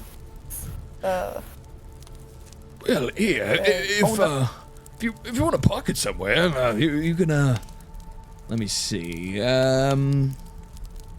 Parking spot for VIPs. Right outside the inn. VIP parking spot. Oh yeah, Tongue's also gonna stick his head out. The inn's not a bad idea. So yeah, he kind of points kind of down the road. Just take it all the way down. Just park it out back behind the inn, right down there. And he kind of points in that direction. Thank you. As I'm going to. Yeah, no Before problem. we go. Oh, what? Yes. What is it? Yes. Is there a place by chance we can purchase some books or some tomes? kind of strokes his chin and he thinks, I'm actually not sure if there is something like that around here. Maybe, maybe you can go in, you ask, Sonia. So, you met Sonia, right? She was a shopkeeper right up in the northwest. Yeah, Sonia might have a book or two. The only other library, anything like that in this town that I know of, maybe, you know, the Burgomaster has a collection of books. Maybe he has something you could take a look at. Oh, I see. Why, thank you. Yeah, no problem. I should ask. All right, well, you lot stay safe. As he kind of steps out of the way and allows your carriage here to keep moving. Wait, And is that as a we guard? Run over Wait. guard. We ran over a guard. Fuck. We kidnapped the guard. Oh! Help me! What the- Go, Sar, what have you done? All right, we're I thought you were proficient in this thing. there we go. All right, we're good. God, we have to give him our insurance information now. I think that was a guard that was stuck underneath this awning, and I just left him there and forgot he was there for this whole time. By the way, as we pass, Tonko's gonna throw yet another bottle at their feet. He's gonna miss them, but he's just gonna randomly throw it. You just So now we're roll, down you to just 20. roll a bottle off of the cart. No, I don't roll. I throw it. Okay, you throw it and it hits the hard rocks and dirt on the ground and it just breaks. Hey! Hey, where are you going? You clean that up! Say as you keep rolling along. Hey! Hey! As it These gets bottles further, are fucking further so get and used to further in this the until I'm out. Don't worry, shit. I have 20 more to go. As you all kind of I like hear the voice behind me, like, what? but Kosara is able to very skillfully move the cart right up behind the inn here, and is able to stop the horse, and you guys are free to dismount if you. Tonko's gonna. Oh, hey, the child is here. Wait a minute. Oh yeah, wait. I noticed that when we pulled up. I was like, oh hey, the baby. Tonko's gonna Awkward. start rushing over. Okay, well, let's see. I think the that door I isn't will be even heading to go to the, Sonia Yeah, regarding the books. And Would you like to join me? as you pull up, well, yeah. What are they doing over here? We'll wait for Tonko. Just hold on right now. But Yeah, no, I am. yeah. What are you I'm what waiting. are you saying, Gunther? Oh, I'm asking Thraxus. Thraxus, would you like to join me? I'm going to Sonia's. Sure, I will Rengil, join you. would you like to join us, or are you going to be joining them at the end? I'll join you guys. Let's see. And we'll kind of like venture on over here, but not really engage, and we'll let. Honestly, are you guys already going know. to the shop first? Yes. Okay. I'm gonna just make what Tonko's doing real fast, and he's Okay, just sure. So yeah, we go Yeah, we kinda, I as was gonna say, I was gonna- they yeah, I was as they all saying, that's gather okay. up and head towards the shop. We see Tonko kind of approaching Yeah. the inn here, And now just go to that. We already assumed what I was gonna do. and the innkeeper kind of heard the cart pulling up as he kind of steps up. Well, who's here? Hey, what the hell? What are you doing here? What do you think? And he's gonna slam the table, and he's gonna say, I've been sober for like 2 days now or something. I've lost count. Please, dear God, give me something. And he points a firm arm as he stretches an arm towards the door. I served you and your friends. I'm not in any hurry to be serving an annoying little gnome who broke my furniture. gonna- Oh look! And he points at the chair. I had to fix that myself with my own nails and my own wood. And it looks horrible, and it looks pretty normal. It looks pretty. It looks like the other chair. It looks awful now. It's a mess. It's a damn eyesore on my end. Tonko's gonna come off. He's gonna say, will this change your mind? And he tosses him a gold coin or whatever, a gold Chuck E. Cheese token, as I like to call them. A gold. A gold, just one gold. That's it. 1 gold. 1 gold. Will this change your mind?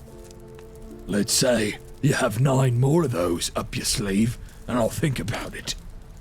9 more for what? 1 bottle? Is that what Yep. you're suggesting right now? Yeah, that's what I'm suggesting. 9 more for 3. 9 gold. Take it or leave it. There's no bartering rolling. There's no barter roll. Fuck. 9 gold for 2. Roll persuasion. Roll persuasion at disadvantage. Oh. He's not very happy with you. He does not. I have +9. Hold on. All right. Well, that is an 11, I believe. 12. Wait, so you're able to see that now? This time? Yeah, I fixed it. I refreshed it. Oh, funny, you refreshed it. Okay, cool. With a 12, no, you get 1 bottle for 9 gold, or you bring your friends back here, and they get a proper price. You little freak. What? I could do something right now, but I should. It's up to you, dude. This is your moment. Get out of my inn! All right, listen. I'm gonna say this very respectfully. Consequence. And he's gonna pull out the alchemist fire. This building is made of wood.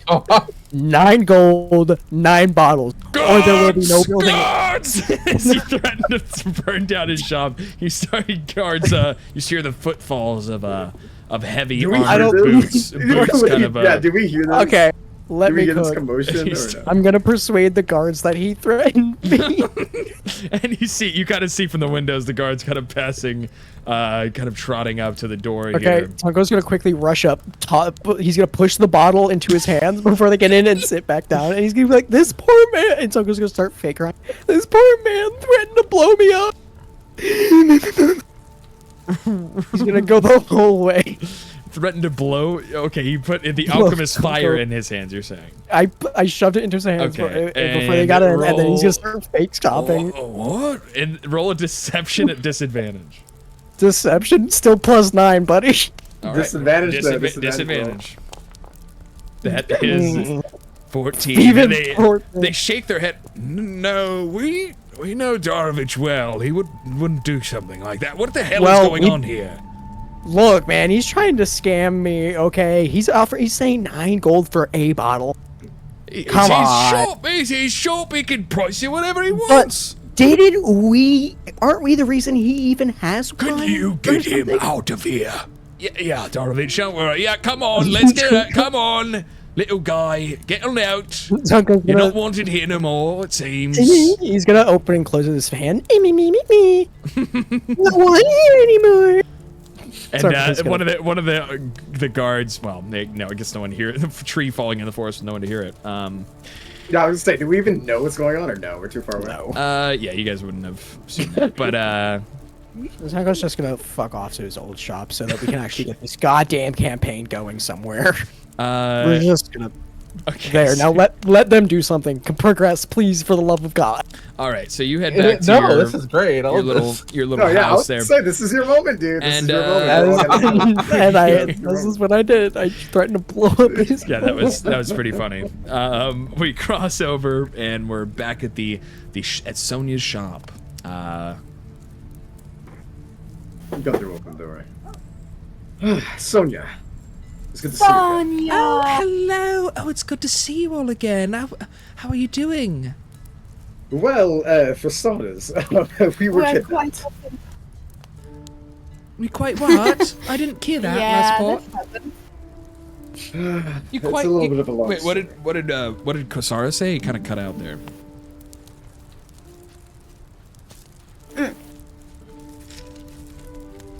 Nothing much. Oh, you don't want to say anything? What did you say when you came in? This is your moment. So sorry, this is your moment. I was just shouting Sonia, like excited. Oh, okay. I thought you said when she asked how you've been doing. I thought you said something. You responded to her. Oh well. Oh my God. Well, it's goodness to see you. Is there anything else I can help you with? Yes, Sonia. We're actually looking for several books, and I wasn't sure if you had any in your inventory here, or you sold any. Not every day people around Crescent come in asking for books. Let me take a look. I'm specifically looking for 6 different books here. I'm looking for The Fall of Argenvost, The Legend of Logdana, The Battle of Berez, The Battle of Toslenka Gates, The Lords of Barovia, and The Song of the Sunblade. all very specific. Let me, and she's kind of peering through her collection here. And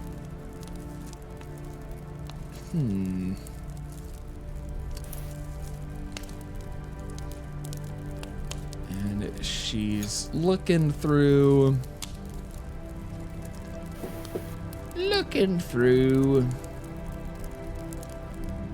And what was what were the names again that you're looking for? I'm looking for the Fall of Argynvost, the Legend of Lugdana, the Battle of Perez, the Battle of Selenka Gates, Lords of Barovia, and Song of the Sunblade.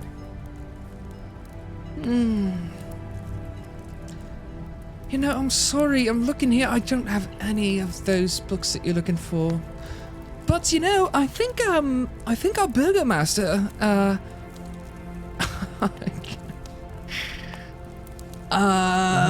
his name is... I think our Burgomaster Dimitri, I'm pretty sure he has a collection of books within his home, just to the south. He might have these books there. Okay. Well, thank you. I appreciate this. And as well as I'm here, still, I appreciate you looking. Do you have any... May I see your wares? Yes, of course. And she shows you a list. How will this work? Will this work in a list form? Okay, here we go. And this is kind of... You take a look around, and she even kind of hands you a list of some stuff that she has in. But yeah, this is kind of what she has available in her shop here. I saw crowbar, and I thought of just a modern crowbar for a second. Down, down, down, down, down. Ooh, okay. Let's I'm gonna come up to Sonia and tell her. Perhaps...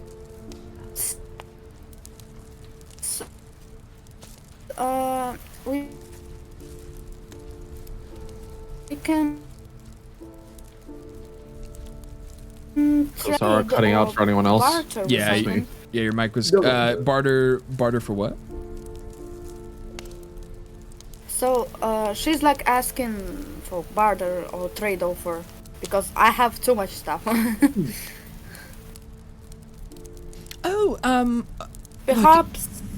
Sure. What is it you're looking to sell? Weaponry mostly. Would you accept that? Depends on the weaponry. She shows short sword. Then she pulls out a long sword she found at the castle, and her old wooden shield. So I have two swords here, a short and a long, and a shield. Was it the short sword you found at the castle? No, not crusaders. Let me just the ones you had before. Let me see what you're looking at here. The one that you had at the start of the game? Not the Crusader short sword. The regular short sword and a long sword. She kind of as you pull it out and you kind of drop it on the counter for her to look at, she kind of grabs the handle with one hand and she takes a look and I see it's pretty worn in. Looks like it's seen its fair share of battle. But we could still use the materials. I'm sure one of our smiths around here could make use of something like this. Maybe even an extra sword laying around if a guard breaks his own. For the short sword and the long sword, I will offer you...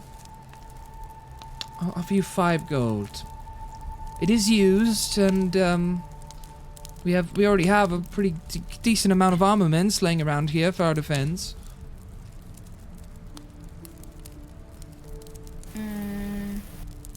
How about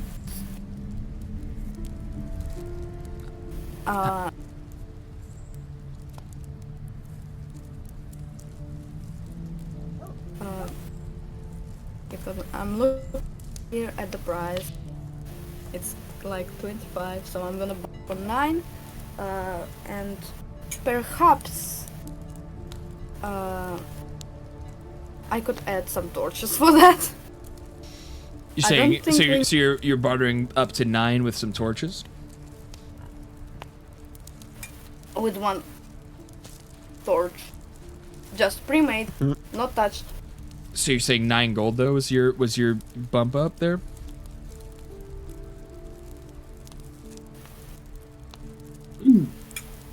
Kasara? Let's make it 10 then. 10 gold with 1 torch. Okay. Am I still Roll persuasion. missing out? Okay. Plus.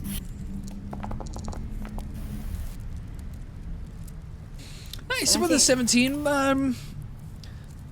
You know, this is a really nice long sword. This is almost antique. All right. 10 gold and a torch is all yours. As she will Fine by me. pull out 10 gold coins and drop that there, and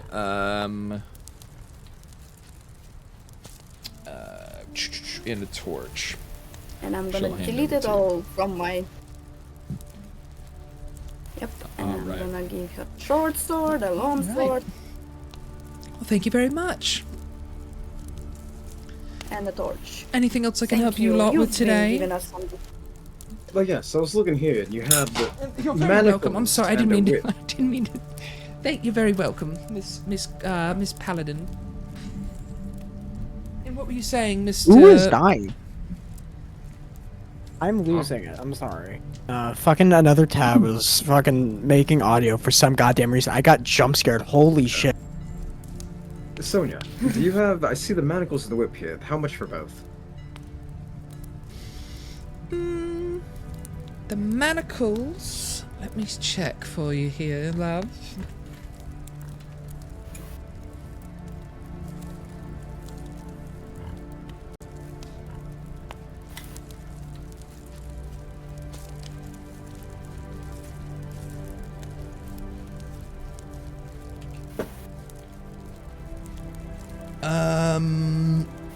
Shoot.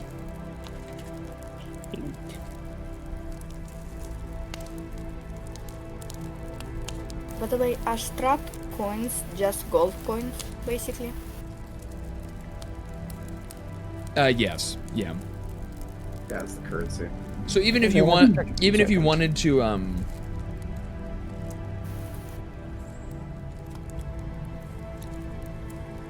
delete the Strahd coins out of your bag, you could just turn it into gold coins in your inventory. Yep.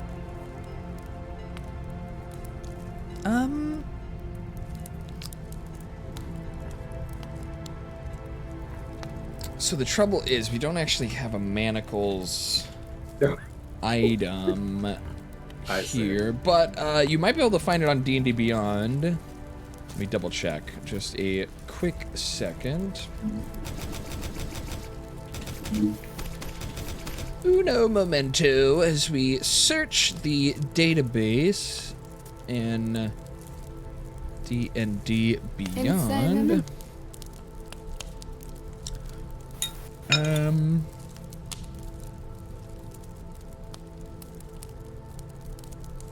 Oh my goodness. Oh, here it is. Sir Gunther Galahad.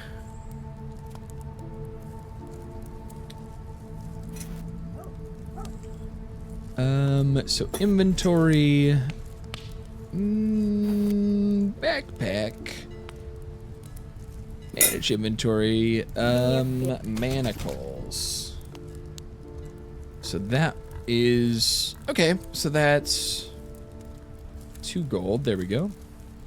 And the other, you said the manacles and what else? The whip. The whip. The whip I believe we do have.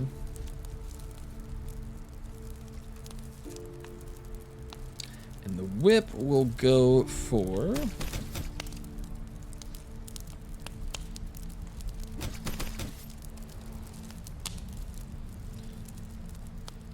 The whip is also 2 gold. So, she kind of looks at it and I could do the manacles in the whip for, how about 6 gold?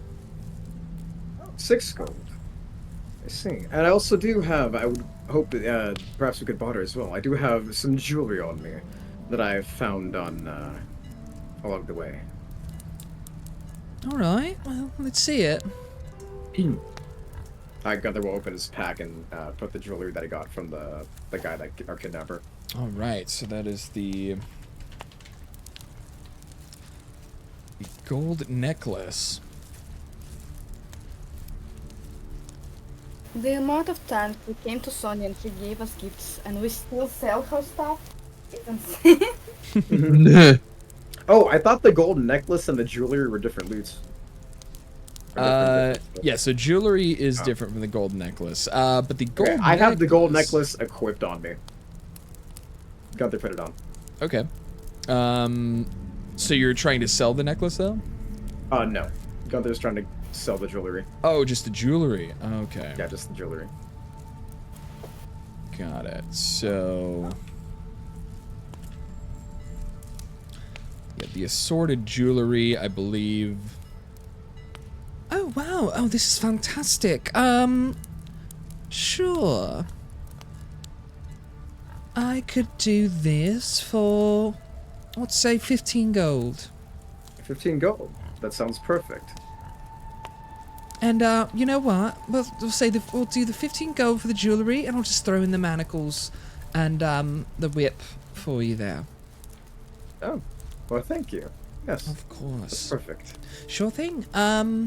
All right, and she'll hand you over the manacles from her inventory and the whip as well. And as you kind of trade for the jewelry and the gold that she also gives you, so you can add 20 gold to your inventory. And then after the session, I'll have to kind of retroactively update your sheet and then add it in on DVD Beyond the 2 items you just got. Okay. Alrighty, well, very nice. Lovely doing business with you all. Is there anything else? I believe that is all for me. Thank you, Sonia. Of course. And Thraxus will kind of... Oh, it's my pleasure. Glad to see you're all right still. Thraxus will sort of step up to the counter. My lady, I'm not in search of material possessions, but rather possible information. It's a long shot, but I figured I'd ask you anyway. You haven't perchance seen or heard of any gnome druids around these parts recently, have you? She kind of thinks. Kind of taps her finger to her chin.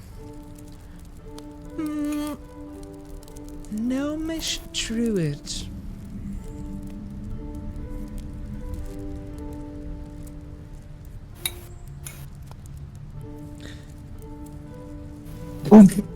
I mean, really, the only gnome I know of was some drunken gnome that lived just down the road from here. I believe she's talking about Tunko, Thraxus.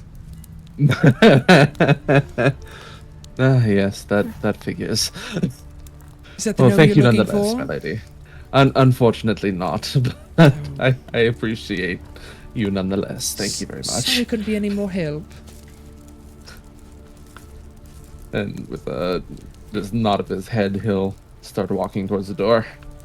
All right, farewell. Be safe out there.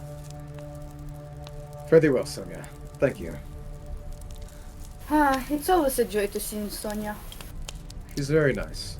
And Aurelior did have to step out for the rest of the session, but we'll just have him following Kosara for now. Okay. Are we? Yeah. Because I also need. Are we gonna do anything else? Yeah, like, I was gonna try and wrap up with talking to the Burgomaster, but we'll say after your little we encounter both know with the Tunko wasn't gonna. after, doesn't care enough. asking about the shopkeep and Tunko kind of getting shoved out of the innkeeper's kitchen there, we are going to wrap it up for that session. All right. Very fun, very fun. Thank you guys for playing. Thank you everyone for making it. It was very fun. Quite fun. Quite cool, quite cool. Another session with no wine. Back, yeah. Yeah, that's nicely. Gunther might get him some wine. Tunko's, if he doesn't get wine here soon, he's gonna burn this village down or get arrested trying. No, he won't.